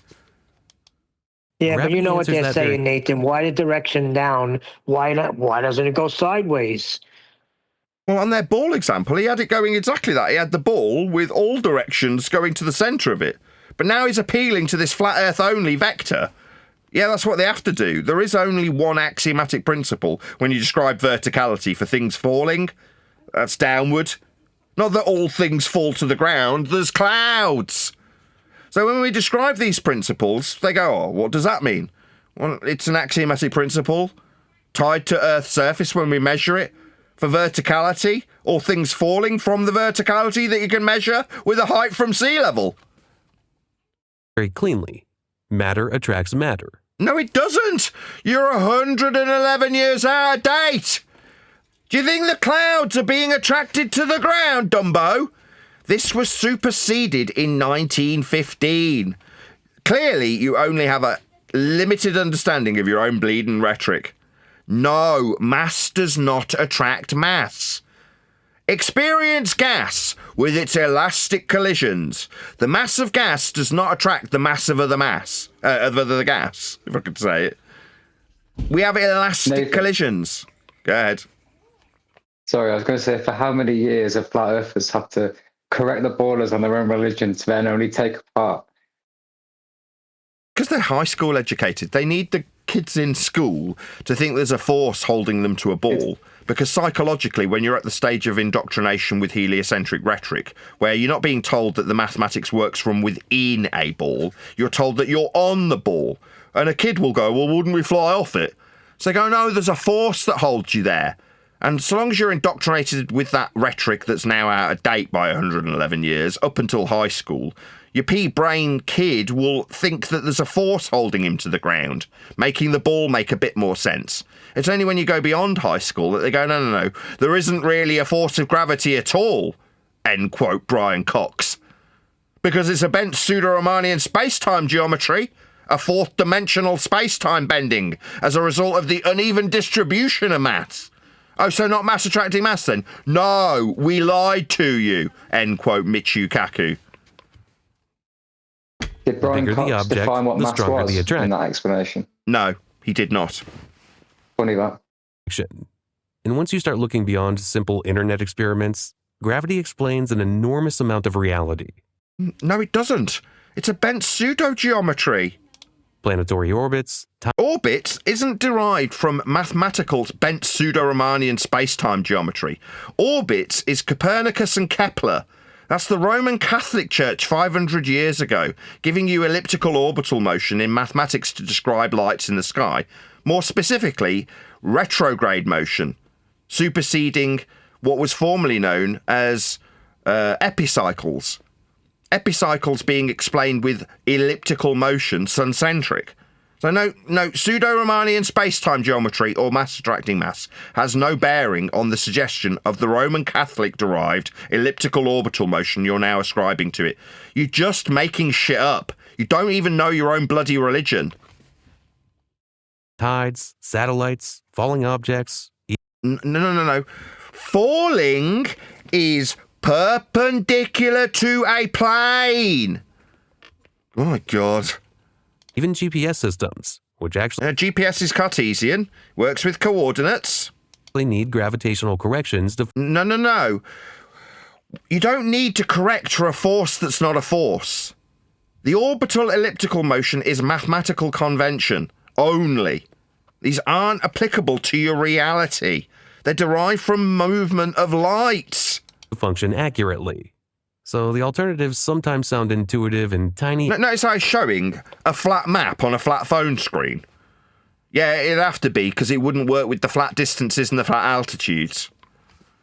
Isolated examples, but they fall apart once you scale them up to the real universe. No, you can't scale out-of-date Newtonian forces that aren't forces. There isn't really a force of gravity at all. End quote, Professor Brian Cox. Dumbass. Rating 0 out of 10. Well, at least you got the number of stars correct on screen this time, you complete blithering idiot. Argument usually comes from misunderstanding how gravity behaves between objects. No, we don't misunderstand how pseudo-Riemannian bent space-time reacts. Because it's a pseudo-geometry with a fourth dimension that doesn't exist. Meanwhile, masses aren't attracting masses, my friend. Gas does not go down, boom, boom, boom, to the centre of the sphere Earth that you think's bending when you describe perpendicularity. You're in a world of doublespeak. Objects of vastly different sizes and masses. Was that someone wanting to answer me? Go ahead. Right. Number 6. Thousands of people are secretly covering it up. It says who? Nobody's covering anything up. Antarctic, they travelled south, measured elevation angles and azimuth. Nobody's covering anything up. All the measurements of Earth are flat. You're appealing to them. You appeal to them with the height of the building, the distance to a geometric horizon, depression angles with respect to a plane. Those are all flat Earth measurements. Nobody's hiding anything. All the measurements always were flat. You guys appeal to them. He wants it to be a conspiracy. Believing in flat Earth eventually forces you... No. We're not believing in perpendicular altitude. We're not believing in a downward vector that you think is a force that you can think of as a force that's not a force, and there isn't really a force at all. Those aren't beliefs. We do have down, perpendicular to a plane. We do have level, that's flatness, described for building things. We do measure Earth in horizontal linear distance measurements. We do measure Earth for sea level, and we do measure altitude with respect to sea level. Those aren't beliefs. They're measurements of a flat Earth that you need. Nathan, Yep. if I was to measure, let's say an area, they're going to put a football field on it, and I got a measurement of 450 feet wide by 750 feet long. Is that a belief? No, that's just a measurement of a planar surface in a square value. If you've got a squared value in miles, kilometres, metres, feet, all of which is describing a planar measurement in horizontal linear values, in this case feet or metres. Difficult position, because it's no longer just about the shape of the planet. You're in a category error. Describing how Earth is measured, that's altitude, angles of elevation, surface level altitude, that's up with a vector, or down when you describe things falling perpendicular to a plane. All of these axiomatic principles don't leave us in a position where we have to choose a shape. A plane of reference for altitude angles or altitude or distance isn't a shape. Flatness isn't a shape. You're in a complete category error. It becomes about explaining why almost every major scientific... Again? Geometrically, you can exclude a shape if you have a plane of reference. And that's a sphere. Yeah, if you've got a two-dimensional plane of reference to describe altitude or altitude angles or distance or perpendicularity or vectors in the downward motion, you can exclude a shape. Absolutely correct. You can exclude sphericity. Absolutely correct. Because you don't have planes of reference if you're going to utilise them for downward vectors, distances, altitudes, altitude angles, azimuthal direction. Those are all horizontal or perpendicular to horizontal. And technical field on Earth would supposedly be lying at the same time. Take GPS, for example. A GPS is a Cartesian system based on coordinates. It's a flat Earth system. Your phone calculates location partly using satellites orbiting Earth. No, there is no orbital motion for actual objects in the sky. This is a mathematical derivation giving you the light movements that's inferred mathematically after measuring Earth flat with altitude angles from a flat planar surface. Airline routes also rely on... Airline routes, flights fly in flight level, parallel with surface level, And the topographical deviations they need to avoid, that's mountains, like Earth curving, are measured from sea level also, perpendicular, that's altitude. The heights are measured off a flat Earth, and the level of the flight is with respect to a ground level that you can be parallel with when in flight level. Flights only work on a flat Earth. Globe-based navigation constantly. No, there is no globe-based navigation. GPS is Cartesian. Astronomers from completely different countries observe the same stars, the same planetary motions, the same eclipses, and arrive at the same conclusions independently. No. The church offered them orbital motions. It's not a conclusion they can draw separately, individualistically, if they're utilising the word orbit. They are ipso facto deriving their suggestions from the Roman Catholic Church's Keplerian orbital elliptical motion. That's scaled by Huygens and invented mathematically by the church. They're not drawing conclusions when they suggest orbits.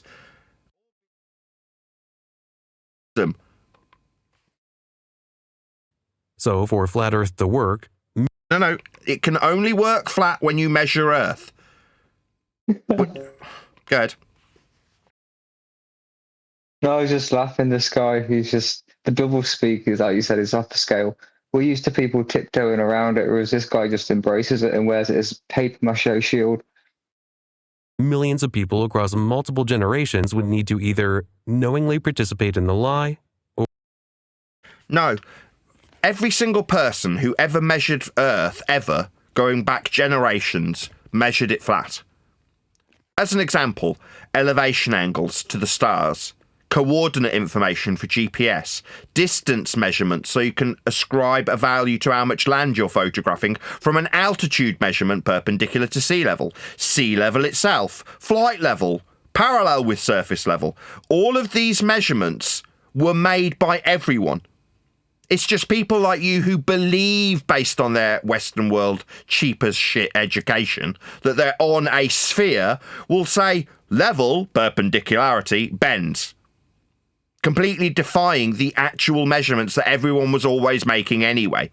You use them as well, it's just you whistle past how flat they must be. Like perpendicularity, sea level, surface level, flight level. Or somehow never notice the contradiction in their own work. What contradiction?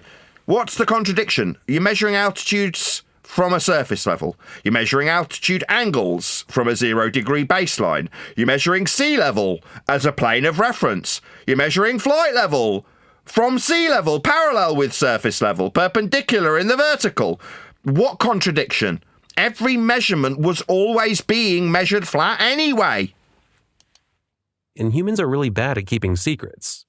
Smaller conspiracies leak constantly. What conspiracy? You think sea level's a freaking conspiracy? You think flight level's a conspiracy? You dumbass. Nobody's got a conspiracy here. Everyone was measuring Earth flat anyway. It's not a conspiracy. Government surveillance programs leaked, military documents leak, political scandals leak. Oh, Eric DeBay recently covered some of the military documents when they're talking about treating Earth as a level plane, when they explicitly detail how flat it's got to be measured. Yet somehow the largest scientific cover-up in human history... Sorry, scientific cover-up? Are you using these words to sound smart? Sorry, what's a scientific cover-up? Oh, just a bullshit word used to ascribe importance to the words you're spewing? Yep. Would survive perfectly across rival countries, private companies. Across rival countries? That's a perpendicular verticality for the height that you describe looking at them over the vast distances that we can measure them with. Universities, observatories, pilots, engineers, and scientists for decades without solid proof ever escaping. The proof is in the pudding. When you measure Earth, you measure it flat. You have ascribed multiple measurements to Earth's surface just in this video. The fact that you were too dumb to realise how you appealed to your flat Earth measurements you were making doesn't mean there's a conspiracy. It means Earth was, is, and always will be measured flat. The strangest part is that there's barely any logical reward. Now that I'll agree with. When you find out Earth is measured flat and always was, you don't get a prize for it.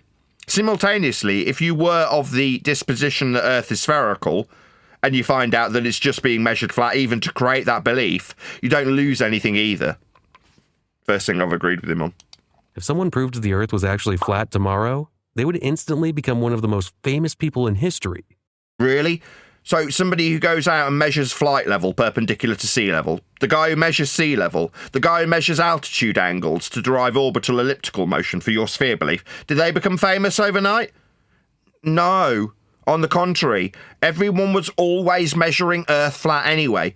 Going out and measuring your altitude angles to a star, deriving celestial navigation positional information, or utilising coordinate data in a Cartesian GPS system doesn't make you famous because you realise how flat it is.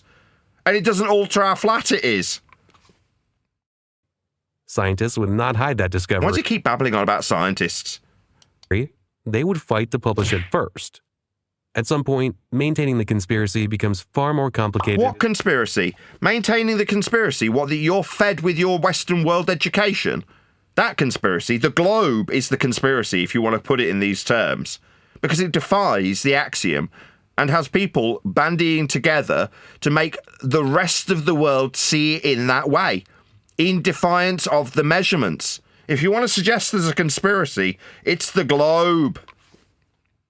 Than simply accepting the globe model itself. Sorry, accepting the globe model? Okay, I accept the globe model. I understand implicitly that to create it meant us measuring Earth flat. For the latitude system specifically. Like degrees from the horizontal to create the lines that are wrapped around the globe called latitude. So if I just do as you've told me and unilaterally accept the, quote, globe model, then I must understand and appreciate the flat Earth measurements used to create it then. Yeah, well then I'd understand how flat Earth was being measured, wouldn't I? Rating, 1 out of 10. He gave it half. I can't count. That's 0.5 stars, my friend. The sheer amount of coordination required makes this theory extremely unrealistic once you think through the logistics carefully. So logistics are flat Earth measurements. You've got to measure Earth flat to do logistical analysis. Yeah, ArcGIS do specific logistical analysis of Earth's flat planar surface when they derive network distance for logistics from planar as the crow flies. Cartesian distances. Euclidean in nature. That's how we derive network distances for logistics. So when you appeal to logistics, you're appealing to flat Earth measurements also. Thanks for watching, and don't forget to comment on what you want to see next. I want you to comment on how flat Earth is being measured in all the points that we raised. Next. Please, can you comment on the Devil's Avocado video? Let him know at Nathan Oakley 1980 sent me with a polite comment that doesn't immediately get removed by the YouTube algorithmic bots or indeed by the videographer himself. Right here. There is a link going by to that videographer. Hopefully, if the Devil's Avocado was to make a response, he'd do the same for us and put a link to our video in his video, like I've done for him. So if you do, pop along to the Devil's Avocado. Please comment with at Nathan Oakley 1980, all one word. Hit enter and it will turn blue so you can link back to this channel if you're reading the comments on his channel. Typically, we're covering videographers that are bigger than us. Therefore, there's a good chance that they wouldn't be anywhere near as receptive as this particular YouTuber, who's smaller than us. So it will actually make a difference to this videographer if you pop along to his video and leave a comment, leave a like, leave a comment. So please do so. I encourage you, my audience, to do that now. That is to say, while I'm doing this shout out, actually pop along from the video while we're live, as we are currently, and leave a comment on the Devil's Avocado video. I'll do this call to action a few more times, so you, the live audience of mine, do have an opportunity to actually pop along to the Devil's Avocado video. Let him know at Nathan Oakley 1980 send me. As I say, there is a link here that you can click on if you're in the live stream audience. If you're watching after the fact, underneath the video, there's a section for comments, and if you slide it on a touch screen, it brings you up the live stream chat replay. That is where you will find the link to the Devil's Avocado video. If you're watching after the fact, I also encourage you to do the same. That is to say, pop along to the Devil's Avocado video and let him know at Nathan Oakley 1980 sent me. Try not to be too passive-aggressive, because there's a good chance he'll remove your comment. Also, don't swear, as there's a good chance that the YouTube algorithmic bots will remove your comment on his behalf. So try and be as pleasant as possible, and just allude to the fact that we have responded and covered his video. Leave him a comment, leave him a like. I'm sure he'd appreciate the YouTube algorithmic love being sent in his direction, as I would hope people who respond to us do the same for us. So please let him know at Nathan Oakley 1980 sent me. Is there any comments that any of you guys from the panel want to add? I have a guy in, I don't know how to read this. It's in the chat on your live show. So he says every single component on my car can be measured flat with a bunch of dot periods after. Is he being sarcastic? I don't know. Who cares? Every single object on his car can be measured in a Cartesian coordinate system. Yes. Yeah, like Earth. Yeah. So I told him inch to the mile is linear at its origin. So yes. Yeah, when you're using these systems, you're deriving the system from a Cartesian grid.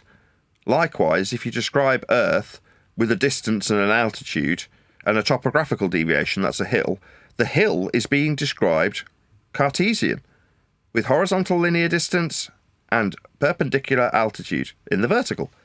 So yeah, you need a Cartesian system to describe topographical deviations. If there was any hills, that's Earth curving, then we have measured them to the millimetre accuracy with Cartesian principles attached and horizontal distances that we must have measured to derive these deviations in the vertical from. So you're telling me the inch is not arc? No, absolutely not. Oh, dear. Right. Is there any other comments? We'll go to Discord as well. They've been extremely quiet for the entirety of this live show.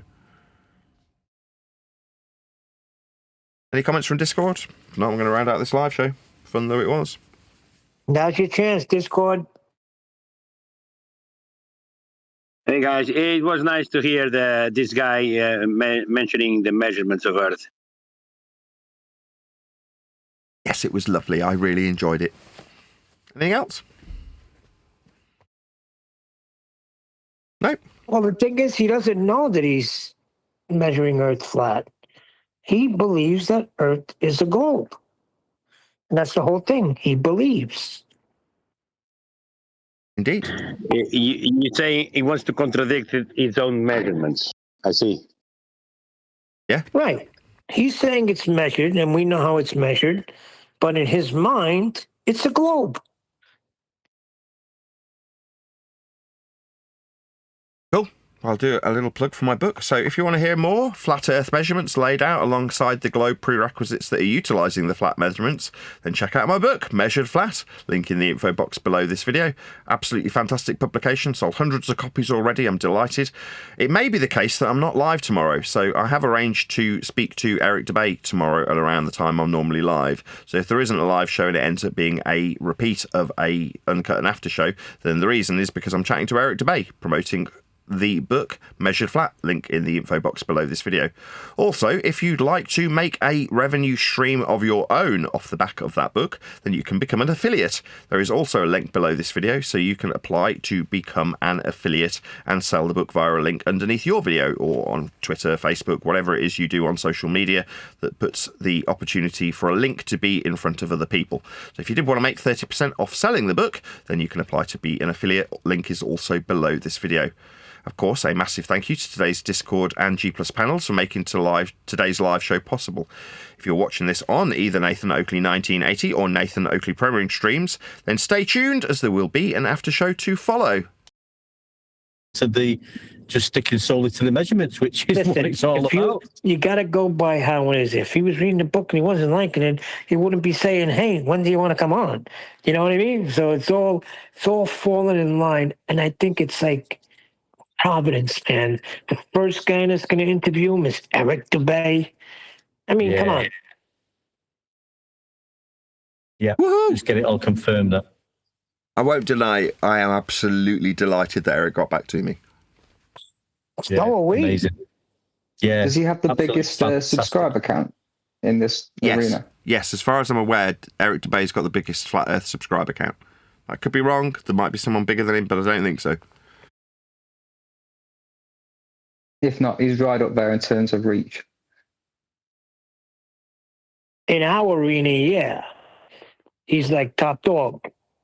Not me. Nathan's top dog. But I'm saying as far as the channel and how many people go there, he comes out with a video every now and then. Nathan's a steady everyday show. So when he drops a video, people are hungry for it. And I think Eric Debay is referenced so much by the anti-flat earthers and globe believers that he will soon be known commonplace amongst normies. Correct. This is big. This is a really big deal. Congratulations, Nathan. Represent, baby. Yep. And if you, I mean, I'm not just saying it because that's happened. We've got not so flat Earth Dave.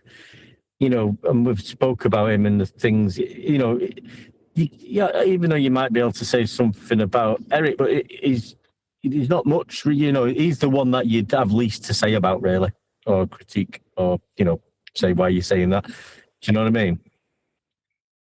Yeah, I've always said that Eric Debay, he's not as bad. He's not even close to the detriment that Dave Weiss is, because Eric Benet covers nautical, military things, range, different radar, all the things that he gets down like that. He don't really. I mean, he has done it in the past when we all indulged in the ice wall and all that stuff like that, or ancient diagrams of the way the ancestors whatever believed that the were. You know what I'm saying? But most of his stuff is like really technical engineering and nautical and sailing and aviation. And that's why he likes the book. Yeah. And he speaks about celestial navigation. I've heard him speak about that. But the big thing is, Nathan never really had a sword or his tongue lashing for Eric. There was no need. You know what I mean? Now we get this, I'm going to call it a sit down because I like that term. Nathan's having a sit down with Eric Debay. This is freaking exciting, and I'm happy for Nathan. And just the whole show, Flat Earth Debate. I mean, jeez. Been plugging in for freaking 12 years. It's about time. How about his boy Mark, though? The one from, what was the guy? The one that Nathan even defended in some kind of manner. Mark Sargent? What about Mark? Mark would be to find out what he thinks about it if he's even read it, because he's on the list. Okay, good, because because Nathan enlightened him, kind of broadened his understanding a lot. So with this book, now he's even somebody else that's famous that people know that would be a good correlation. Listen, people, D-Rose, people with thick skin are not going to be offended in certain things. Seems like Dave's offended, right? He hasn't responded yet to Nathan. That's fine. And I don't know if they're friends, if they support each other. And even if Mark Sargent doesn't have him on, that's fine too. Nathan's going to be hitting places, and it doesn't matter who it is. I mean, a couple of things. Just back to what? Yeah, Nathan has supported Dave, hasn't he, with the the 3 Bitcoin challenge? Bringing people to the show. Yes, but they seem to want to forget about that one deck. And I was going to say, I like the term "sit down." I imagine just Nathan and Eric just sat round a table with some coffee, a couple of cigars, with their feet up, just chatting about things, and then about the measurements. Yeah, not like trying to force anything about it. Just having a chat with a cup of coffee, a couple of drinks, having a nice chat as a couple of friends, just talking about the discussion at hand and the book, of course, and how it's developed. The shisha bong. Make sure you sit down and you get into your meditation state. Get a little home. I really believe Dave Weiss he's too egotistical, and I think he's too injured emotionally about what happened. I don't think he would ever humble himself and repent. Here's the thing about that bothers me. Nathan never said a freaking word. It was what was going on between Whitsitt and freaking Jaron, and all of a sudden Dave Weiss is just saying, "Now we won't be watching Nathan Oakley." Oh, the guy that's defending your Bitcoin, now you're on a show interviewing somebody, having a 4-way, whatever it was, and you're not even going to acknowledge when the guy brings up Nathan? You're just going to make believe that he don't exist? So it's all on Dave. Yeah, it's low that. He's only asked about himself anyway. Big ego. He's asked about his. Any show Dave goes on, he's immediately selling his freaking app. Well, that's fine and dandy. Now Nathan's selling a book. So now, Nathan, this is the open door right now. Walk through the Eric Debate door, and who knows what's in door number 2. All I know is Nathan's going to be on the other side of whatever door's there. I guarantee you this, all of Dave Weiss's subscribers to that app are going to be curious and probably flocking to the book, because I believe that they feel that they're being denied the rightful information in order to nip it in the bud, slam the door, nail the coffin when they're going through their livelihood explaining the doggone app and all this other stuff and being debunked and being challenged by these globers or the anti-flat earthers, because the app doesn't do that. Doesn't help do that. It's just an app. Correct. You know, it's just an app that gives another perspective of how you see the earth and taking time. But if they had this, what the book offers, they would thirst for that. If they knew that, they acknowledged that, they would grab it. They would gravitate to it. Yep. Well, yeah, and that's right. Dave probably wants to, can't, like we all said, can't nip it in the bud too quickly because his app will be all over. He just thinks then if I nip it in the bud with these measurements, then I can't keep selling the app. Can't keep talking about how the sun should look at where, in sunsets, and it doesn't change angular. His nonsense he comes out with. That's all over. So he's trying to hold on to that. Yeah. But we've realized in the last few months or years or the year at least that because we was like, oh, what we're going to do now then? Well, look at us now.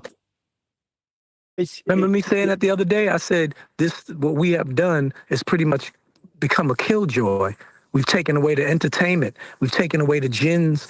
They still gonna do what they want to do, go out there and argue stupid stuff and feast of nonsense. But this pretty much kind of like takes away. It goes in a lot of people's pockets. They love that open crack, that little uncovered seal of allowing the globe to be able to seep in and set up an argument, because that's their livelihood. So it's kind of nips it in the bud. So it makes them mad. But that's what you imagine from day one when you got into this. You was just searching and searching and searching. You didn't have any evidence. You wanted some proof. You was debunking the globe. We're definitely under the globe. How can I get the evidence? How can I get the proof? I know Earth's flat. I need the evidence. Right? Now you've got it. Yeah? That is what you've been searching for. So why now is there like a little pushback from the people who've been wanting this information? That's what you wanted inside your soul. That you knew this place was not the sphere that you've been told it was. You knew it deep down. And we've had on a journey with debunking the globe, the feast of nonsense, and now we've come to the measurements. So everybody should be like, wow, this is where I needed to be. This is the end of the road where it all leads to the flat earth measurements. That's what I've been searching for. Sorry about that. You would think it would go that way.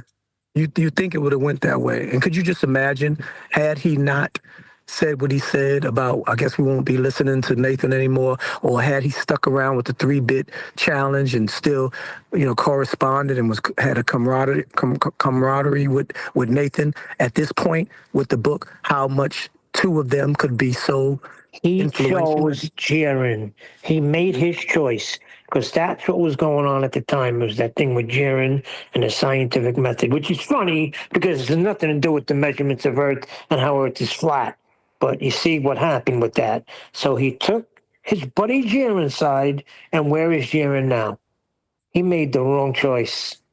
You got Nathan protecting your money. You know who you want to protect, what you treasure most, right? And he was protecting it. There's no way anybody would have got a Bitcoin because there is no globe proof because Earth is measured flat. But he knew what he wanted Nathan for then. This bothers me with David Weiss. I'm going to send him a freaking message. I'm going to be nice and respectful, but I'm going to send him a little message. What are you going to say? And what I'm going to say, everything was fine and dandy when you wanted Nathan to protect your Bitcoin. And he did honorably, right? And now because of a situation that happened with Jiren when Jiren was absolutely wrong. See, that's the thing. Nathan's going to call you out no matter who you are. That's why we're all here. Am I correct?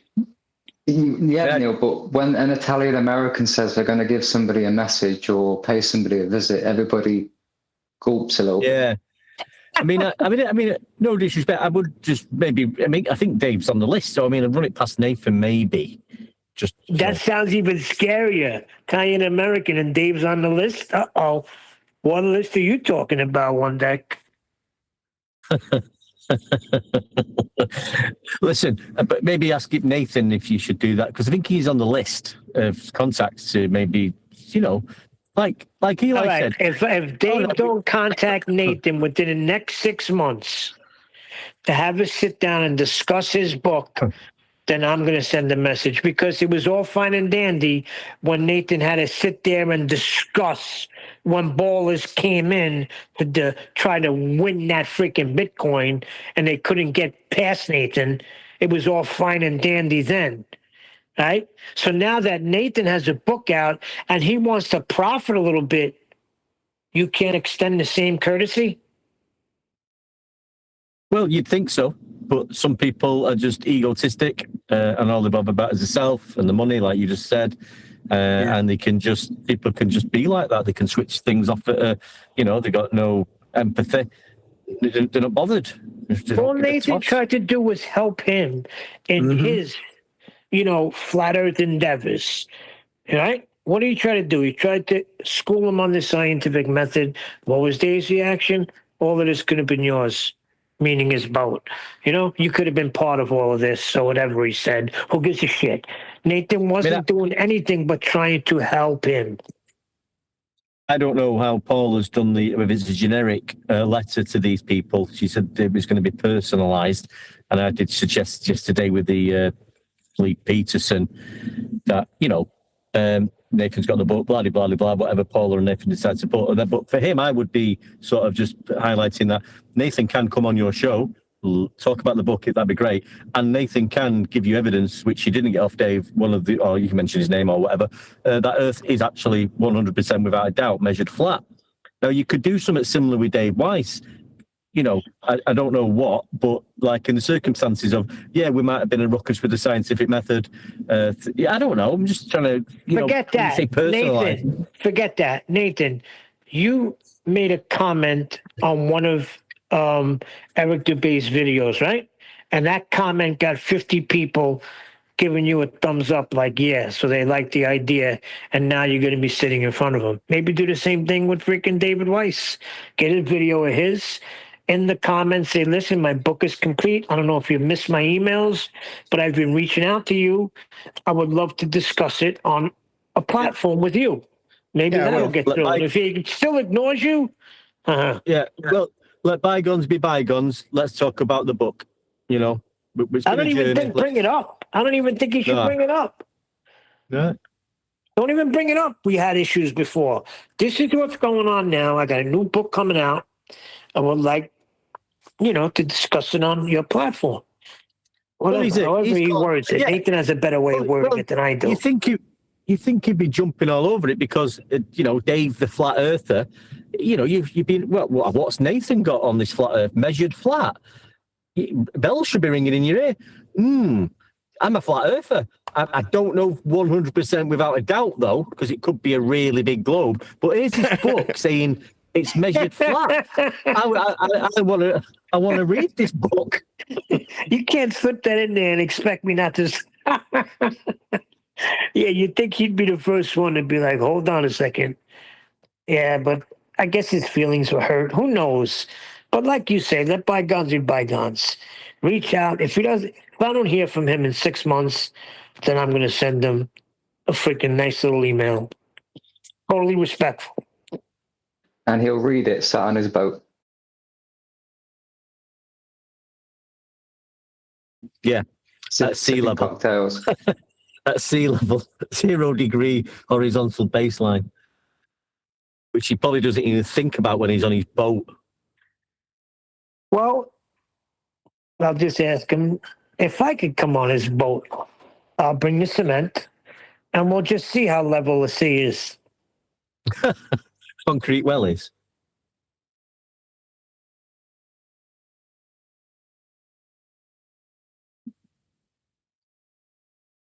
I'm only going by what I heard Nathan say. Nathan said he sent him a few emails and he's got nothing back. It's like he's stonewalling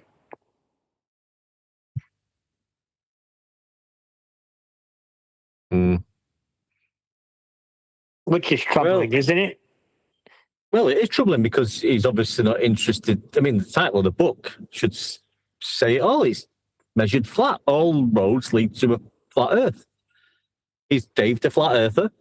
This should be like, music to his ears. It should be music to anybody who's looking into flat Earth and wanting to find out. Even, as you come into it and you think you don't actually know, you just believe that it's flat and you haven't got any instinct, but something in your gut or your soul is telling you this place isn't spherical and spinning, like where we all started, probably. This book it cuts the nonsense out, but the nonsense is also explained in the book. But then the nonsense, Nathan twists it around the nonsense and always brings the flat Earth prerequisite measurements back into it. Yep. Yeah. The last time I remember somebody informing us that Dave had used Nathan's content after the fallout was around 2022, where he'd used a shorts video where Nathan explained where the equatorial plane is effectively the surface level that you're on, but then is transposed to the center of the sphere, the protractor. So as he was explaining that in about 30 seconds, David actually put that on his app. That was about 5 years ago, 4 years ago. Okay. I bet he's still got Nathan. I bet he's still got yeah, it could be busy, but I bet he's still got videos in Nathan on his app. So he's using Nathan's work for his advantage, like he did the Bitcoin. So, like you say, he needs to grow a pair. Let's face it. Here it is. When you watch his videos, even this latest one with Angels of Weiss and him together with that freaking whatever that guy is, engineer or something, wants to be the guru. He wants to be the guy that enlightens you to what the world actually is. That's all it is, Well, he was with a normie, that ginger kid, and he wasn't even able to show him that I agree. The ginger kid had a rudimentary understanding of his own religion. On the freaking boat, on the sea, and usually, he wasn't able to demonstrate it. Sorry, Neil. Good. I was going to say, when you have a conversation with normies, you actually have to tell them, look, I understand that you're defending this position because you believe it to be true, and you have every right to, but you don't know how to defend it. So if you're going to defend it, you're best going away and researching it first before going out there and defending it. So that's how you kind of treat normies, because you're not going to convince that ginger kid, and he's not going to edit it in a way that, not the way he did. To you. But even if you don't, say somebody from this platform was in front of that kid, the measurements are coming out right from Jump Street. We're making this guy understand how Earth is measured. And that resonates because everybody has measured something in their lifetime. Yeah, but just going back to him, though, we've said it before, even on that particular video, Angels of Light, even though he wasn't talking about measurements, he had the sort of engineer guy, he got him onto gas behavior, yeah, and how gas behaves and it spreads out and fills any available volume, yeah. So he was getting somewhere a little in that area with him, and then what happened? Dave Wise totally cut him off, and started talking about gravity, and then he didn't just stick on gravity. He was saying gravity's fake. It's electromagnetism or whatever he calls it, ether, whatever you want to say. and then he dielectric acceleration. Dielectric acceleration. because the Earth's negative and everything, the air's all positive.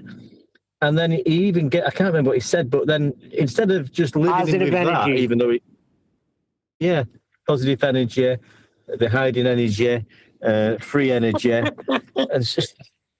But Angel of the Light was talking about, all right, yeah, it's not a measurement of Earth, but at least he was in, he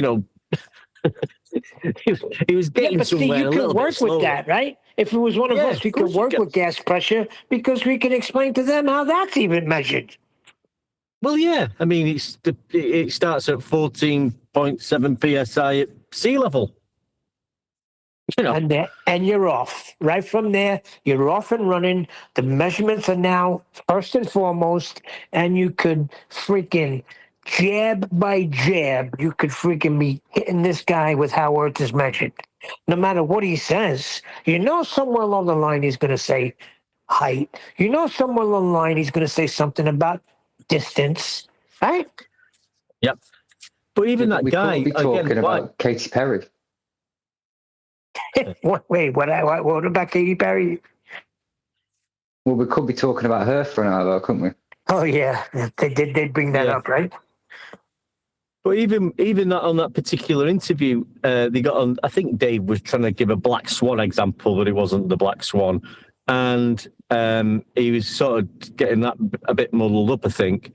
And then he paused and left it with the engineer guy, and then before the engineer guy had even responded, he went, "I know what you're going to say. I know what you're going to say. Refraction." So he told him what to say. But so the guy did come back with refraction then. I know what you're going to say. I know what you're going to say.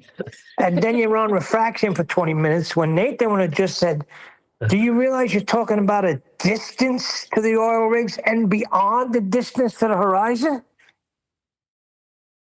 Yeah, because we know the measurements, we don't have to do that dance anymore. That was such a dance, didn't we? I'm so glad we ended that dance, mate. Me too. I hated it from the beginning. You'll never hear me breaking down the Black Swan. I couldn't even recite it to you because it annoyed me because you're pre-assuming a sphere. I was the happiest camper when Nathan turned it into a freaking flat earth recognition. Yeah. Yeah, well, you just go on and on and on. Then it was refraction. I mean, Nathan, we've all done it. Nathan's done it with, how's the refraction doing, Roofy? And that's where you'd go. Refraction's not a physical object, so it's not a physical object then. So and you just go on and on and on and on and on about the refraction to the oil rig, which is a fucking linear distance, and it's got a height above sea level. Exactly. And it's got an azimuth direction from north. Yeah. Yep. And then most people zone out and they go, "Oh, fuck this." Yeah. When you take them directly to a distance measurement, that ends it all right there. Gets you thinking right away. Holy shit. Yeah. It's right. It's physical measurement. It's not an optical phenomenon. It's a physical measurement. It doesn't lie. It's an actual measurement. You can, and it's in reality, it's mapped. It's a real distance from A to B, from point A to B. It's a linear, horizontal distance and a vertical height above sea level. You hit it right on the head, one deck. You're taking it from an optical phenomenon and you're turning it into a reality. Here is the distance. You want to talk about the height of the oil rigs? Well, height above what? Oh, sea level? These are all flat earth measurements that you're just skipping right by to do what? To point. We need to have a flat earth to have this conversation. Exactly. Yeah. But let's argue where a non-physical horizon, because it's never been defined as that, and it's never worded as that in anywhere except for a heliocentric model, argue where that should be. I mean, how stupid is that from a flat earther's perspective now? Victory Royale! You know what I mean? Arguing with a glober about where the non-physical horizon should be. We've got to see your floss dance, Nathan. I do dabbing at the end, like the flat thing. That's Flat how I dabbing. emote. So we're just talking, Nathan, about Eric. So that's great news, isn't it? Really exciting. Hell yeah. Very excited. So what's the next step with that then? Or can you talk about it or what? No, I'm going to be speaking to him about 24 hours from now. Excellent. So we're going to be, well, I'm going to be moderating whatever show you got up there, but we want to know when we're able to see this.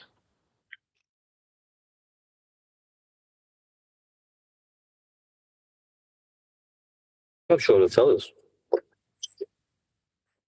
I'm getting messages. Well, he never goes live, Eric DeBay, right? Just basically makes videos, right? Well, I think he has live conversation with people in the time, and he records it and then uploads that as a video. In conversations that he has with people, from what I've seen. That was a recent one as well. Either way, we're going to see it. I'm totally confident in Nathan's ability to sit down and break it down. We've listened to it for 12 years. Is it usually, Nathan, would you and Eric have a conversation before this and work out, like, this is how we're going to do it? Or will it just flow, like, I've already had that improvise conversation. at the So time? we had a back and forth on email about what I'd want to talk about, and was there anything specific beyond the book itself, and all that sort of discussion's already taken place. I was like, all I really want to talk about is how Earth is measured flat and how our opponents utilise those measurements. That would be the only thing I'd really want to talk about. And his response was great. You know, that's precisely what I want to talk to you about. That's the most appealing aspect of your book. So great. And then we just arranged a time. He was like, wow, that's so cool. He's in Cambodia, so it's like 7 p.m. my time, which is about 1 p.m. UK time. And he offered Friday or Saturday, tomorrow or Saturday. And I was like, yeah, Friday, brilliant, because that sits in nicely with my general routine of having set up, you know, for a show. So if I'm doing that instead of the show, that's a worthy replacement of a show, you know, and it means I'm not suddenly overextending myself. I mean, don't get me wrong, if someone wants to do a Saturday, I've got no issue with that, but it's nice to do it in the normal time that I'd be doing it by pure coincidence, like doing the show, that is. Do you think you're going to be any different with him, or are you just going to be your normal self? Or are you going to just, you know, not trying to convince him? I mean, he knows Earth is measured flat, but, you know, like sometimes, not just you, me as well, we're saying, well, no, you know, you're sort of telling them, aren't you? You're sort of saying, no, and correcting them. Or are you going to explain it a different, you know what I'm trying to say? You're going to change your mode a little bit, or are you just going to just go with the flow? Fortunately for me, I've got one persona. That's right, it. Yeah. So I'll be exactly the same as I always am, generally speaking. But what you won't experience is the fury of having to deal with someone chat skanking you and talking through you, because that won't be the general vibe of the discussion. I wouldn't expect. I mean, maybe it will descend into that. I doubt it. Like I say, I don't think he'll be that 1 in 10 that ends up being very, you know, standoffish with me, or I doubt that Eric DeBay will be going, oh, well, here's a globe cunt for you to discuss it with for 10 minutes straight with him chat skanking. I don't think that'll happen with Eric. So, again, like I was talking about yesterday, once you reach a point where you know what you're on about, that is to say, you appreciate how flat Earth is measured, if there's stuff that comes up that I'm unfamiliar with, then it won't matter. You know, I'll just say, I don't know. I've never come across that. That's really interesting. But it's not going to change how I deal with him as such. It's just how I am, and I'm glad that I don't have to concern myself with that. I don't have to prepare. It's like when you've been building stuff for 10 years, and then somebody does an interview with you about building stuff. You just talk about how you build stuff, don't you? Well, that'll be me. I'll be talking about flat Earth with him. And there's very little that I'm uncomfortable with talking about in that regard. Yeah, I suppose what I was saying is, with what you've just confirmed, the situation will just automatically seem like in a normal because you don't do that a lot, do you? Because like you're saying, you're faced with like anti-flat earthers and globe idiots, and then it gets over talking. It's not going to be like that. So even though you will be the same, we're going to see you in that light where, for once, you're just having a conversation with Eric. Who's well up there, and you're going to promote the book, and I think it's going to be great. I'm excited about this. Me too. The fact that he's read it and he likes it is good. because it means that he'll be talking in positive terms about it for an audience to hear about it that's beyond my audience. So, fantastic. There's a good chance that his entire audience, or the vast majority of them, have never even heard of me. Which is great in a way, because it means obviously I'm going to suddenly be exposed to a couple of 100,000 people that didn't know who I was. Great. He might have some. I mean, you do mention, like, the housekeeping questions, and that's it. He might. You don't know what he's going to ask you, do you? He might have some critiques on the book. He might just think, well, what do you mean here, Nathan, about that? He might want to start talking about, some of the housekeeping questions that was in the show, but you don't. Yeah, but they all do drift back to flat Earth prerequisite measurements anyway. So even if they are brought up with a conversation with him, I'm sure it'll just lead back to that point anyway and prove the point of what you're saying. Well, on a personal level, he gets mentioned, doesn't he? I mean, albeit under a pseudonym. But I would be very surprised if he doesn't recognise his own pseudonym.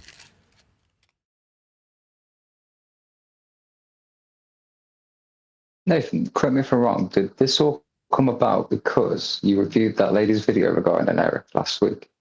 Not exactly. So, about a year ago, Eric put out a call to action to gather up more patronage.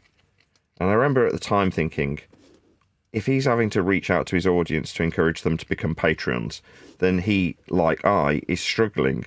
And I, from experience, know that if you're not daily streaming and therefore garnering a reasonable amount of support via Patreon or PayPal, your ad revenue, although better than mine, is still not enough. Therefore, I took it seriously when he said that he needed more patronage. So I thought, well, fine, I'll join. And I joined his patronage at the very lowest level, like $5 a month, I think it was. And that was it. I didn't contact him or ask him for anything or communicate with him. I just joined at his Patreon minimum level. And then 3 months later or so, he put a book out, and it was free for his patrons. So I got a free book out of it. And I was like, straight away, that seems like good value. And then another 3 or 4 months elapsed, no contact with him. And then you end up with us covering that video. So in his communication with me back and forth over the last 2 or 3 emails, he was grateful for my patronage. He was like, thank you for being a Patreon. And then he talked about the book. He also talked about, I've got to be honest, it made me laugh when he said it rather than me. He described that woman that we covered as the lesbian Simon Dan wannabe. He said, thank you for covering the lesbian Simon Dan wannabe. Yeah, it's like seeing Mr. Bean on the TV. Oh, I aspire to be him. Got away with words, that Dubay. It's just, I hadn't described her. I mean, I'd suggested that she looked like a lesbian, and only to hold a mirror up to her being particularly egregious by stereotyping Eric. And I've just held a mirror up to her and started making assumptions about her like she was doing, just to make a point. But in reality, I mean, I don't necessarily care or actually think about her in that term. I mean, admittedly, I did, when I saw a thumbnail, think she looked quite androgynous. I couldn't quite tell if she was male or female, but it was a little thumbnail in a message someone sent me. It might have been you, Sensual. But I looked at it and was like, is that a guy? Is that a boy? Is that a girl? I can't quite tell. That was as far as my thought process went. So when Eric describes her as a lesbian Simon Dan wannabe, you read that in an email. It just, like I say, I pissed myself laughing when I read that. I thought it was very funny. But he was, commending me on making a video response in defence of his 50 proofs that have come from NASA that describe Earth being measured flat. Because there's a nice tie-in, right? But I think that the three things sort of have coincided at a nice point where it's not like I joined his Patreon yesterday and then I'm saying, can you interview me? Because you're like, you bastard, you're just so slippery and slimy if that was the case. Whereas in reality, it's like, no, I've genuinely looked at what Eric's doing and gone, I actually quite enjoy watching you. I've watched almost all of your videos. It suddenly occurred to me, it's like, well, when he's saying, if you're in a position to support me, I'm like, yeah, well, why not? Yeah, I do genuinely watch a lot of Eric debate videos, if not all of them. So you think, why not support you? Especially if you're reaching out for people to support you. I'm doing the same thing, or was at the time. I was like, look, I'm really struggling. The book hasn't come out. I do actually need people to financially support me via all these different means so I can get this book finished. And people did. And I was so grateful when someone else in the community, Eric in this instance, reaches out and goes, please become my Patreon. You go, yeah, I will. You know, that's a legitimate reason to join. Had he not made that video, I probably wouldn't have joined as a Patreon. Would that mean he wouldn't interview me now? I don't know. Maybe, maybe not. Worked out perfectly. It's called Providence. Everything is falling in line just the way it needs to. Yeah, maybe. I would, like I say, my expectation is he'll almost certainly note his own pseudonym, you know, and say, actually, this isn't quite right. And I'd be like, I don't know what you're talking about. You think that's you? No, definitely not. You know what I mean? I think he'll know. He's a sharp cookie. Or he'll ignore it because it's more amusing for the audience to not recognise that he's in there. You know, whereas if he explicitly details it, you know, it's drama. He's in there for drama. It's Eric Dubé. No, he's not. There's no Eric Dubé in my book. Everyone's had their name changed. So it'll be Derek Ubay. Derek Ubay.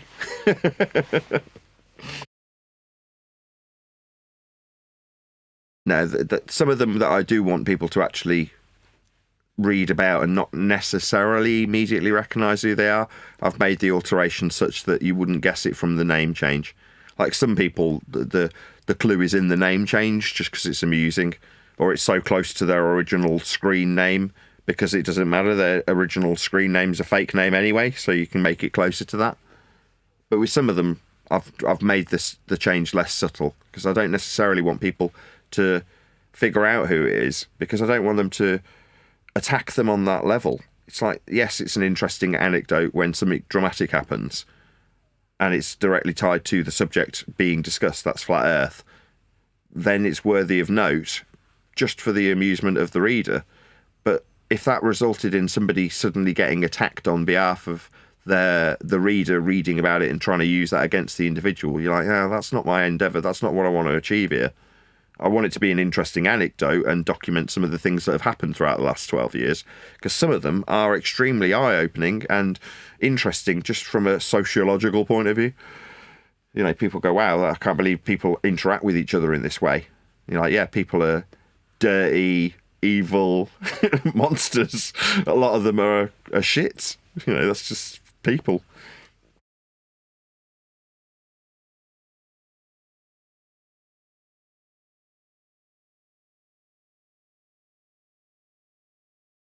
But yeah, if people read the first page and figure out who Art Horizon World is or Lucky Guinness is, then good for them. You know, that's part of the fun, isn't it? Figuring out who these people are if you're in the know. If you're like, I wonder who Lucky Guinness is.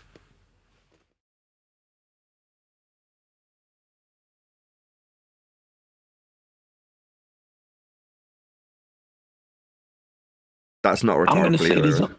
I don't want you to answer. Not on live streams anyway. If you know who the person is in the book, just keep it to yourself. Don't ever mention it on a live stream. No, I was just going to say the only thing that I know that's other than, well, it's part of the measurements too, you know, because it's just a arm of the octopus of the measurements. But when you really speak about space expansion, horizon, voyages, new worlds, that is so contemporaneous with what's going on in people's discussions about whether they want to talk about the conspiracy theory, piece of nonsense about, you know, Project Blue Moon, or they're really going to be an alien invasion, all of that stuff, all the things that go around that, you know, who came where, what's the new world, what's the old world, yada, yada. When you break down and talk about that, to me, I think that's one of my most favorite aspects of the measurement and how it's so contemporaneous with what people discuss right now about, are we alone? And when you break down the simplicity of it, of voyaging and going beyond the horizon, and you can think about like So what if they see a particular unidentifying flying object, which just means there's something in the sky you can't identify, but that could be anything. You can't tell whether it's a 737 or a 747 or whatever. You can't identify it. So that's simple as that. But if there was any civilization that came from beyond to come here, whether they were just doing recon or being sighted, you break it down and explain to them. That's not fantastical. That's probable. And it's probable because of this. The same way the indigenous of every land was being encountered by someone on a ship that came, they didn't ever saw the color of the banner, never saw the color of the ship, never saw the color of the skin of the people, never saw their wardrobes. So it's not far-fetched. So it's all intertwined, and you don't need all of the fantastical, stupid stuff coming out the sky from another rock hanging, in some orbit, bull crap in space. It's simple. Somebody came from another continental giant landmass, had the technology or the whereabouts to traverse to another area, and they were considered aliens. Everyone is an alien to somebody else. So that's not. Well, you do if you want to keep the Earth a globe and everybody on it. Yeah, I know, right. Then you'll say it came from outer space. Yeah, but Nathan breaks it down. But Nathan, he debunks that right away with the plausibility, not plausibility, but the reality of why can't somebody from another land that nobody had discovered, just like back in the 15th, 13th, 12th, 8th century. Yeah, it happened just recently, right? D-Rose, we live on that newfound land. Exactly. You know what I'm saying? So, I love that part. I love that aspect of it. And then how it relates to still the measurements. Neil, you need to update your rhetoric, my friend. We learned from Celestial now that you can't be on a globe. That's correct. I think we're alone now. There doesn't seem to be anyone around. And so we're running. Yeah, I always liked it when you went into the offing and aliens and how they're just beyond the horizon. I know a few people that didn't like it, though, too. But I won't bring them up today. Today's a happy day. And Neil, they can be legal or illegal. Aliens. Yeah. Yeah, we're trying to get away into the night. And then you put your arms around me and we tumble to the ground. And then you say, I think we're alone now. I think we're alone now. There doesn't seem to be anyone around. Len got his hand up. Okay, Len. Yeah, I've just been getting my hair cut, so I couldn't really comment while you've been talking about Eric and whatnot. But for him to have getting 13 chapters, he can't have had the book longer than a day or so. So it shows how much he's enjoyed it. And just plowing through the thing. Yeah, it's about if you read it non-stop, it's about 4 or 5 hours. 4 or 5 hours worth of reading if you read it from start to finish. If you're a really fast reader, you might do it in 3 or 4. Listen, Eric DeBay is not going to say I'm on chapter 13 if he's on chapter 2. He's good. He's an intelligent guy. He probably likes what he's reading, and he's just going right through it. Yeah, but it's all good, and it's just the start of things for you, Nathan. All the best with it. Indeed. I'm going to round out on that note, though. So a huge, massive, enormous thank you to both Discord and G+ panels for making today's after show possible. And, of course, a massive thank you to all of you for liking, commenting, sharing, subscribing, joining as a Nathan Oakley 1980 channel member and all that good stuff. Be sure to check out Measured Flat. Link is in the info box below this video, together with links to become an affiliate if you'd like to make 30% selling the book yourself. I've been Nathan Oakley, and I will see you all in the next video.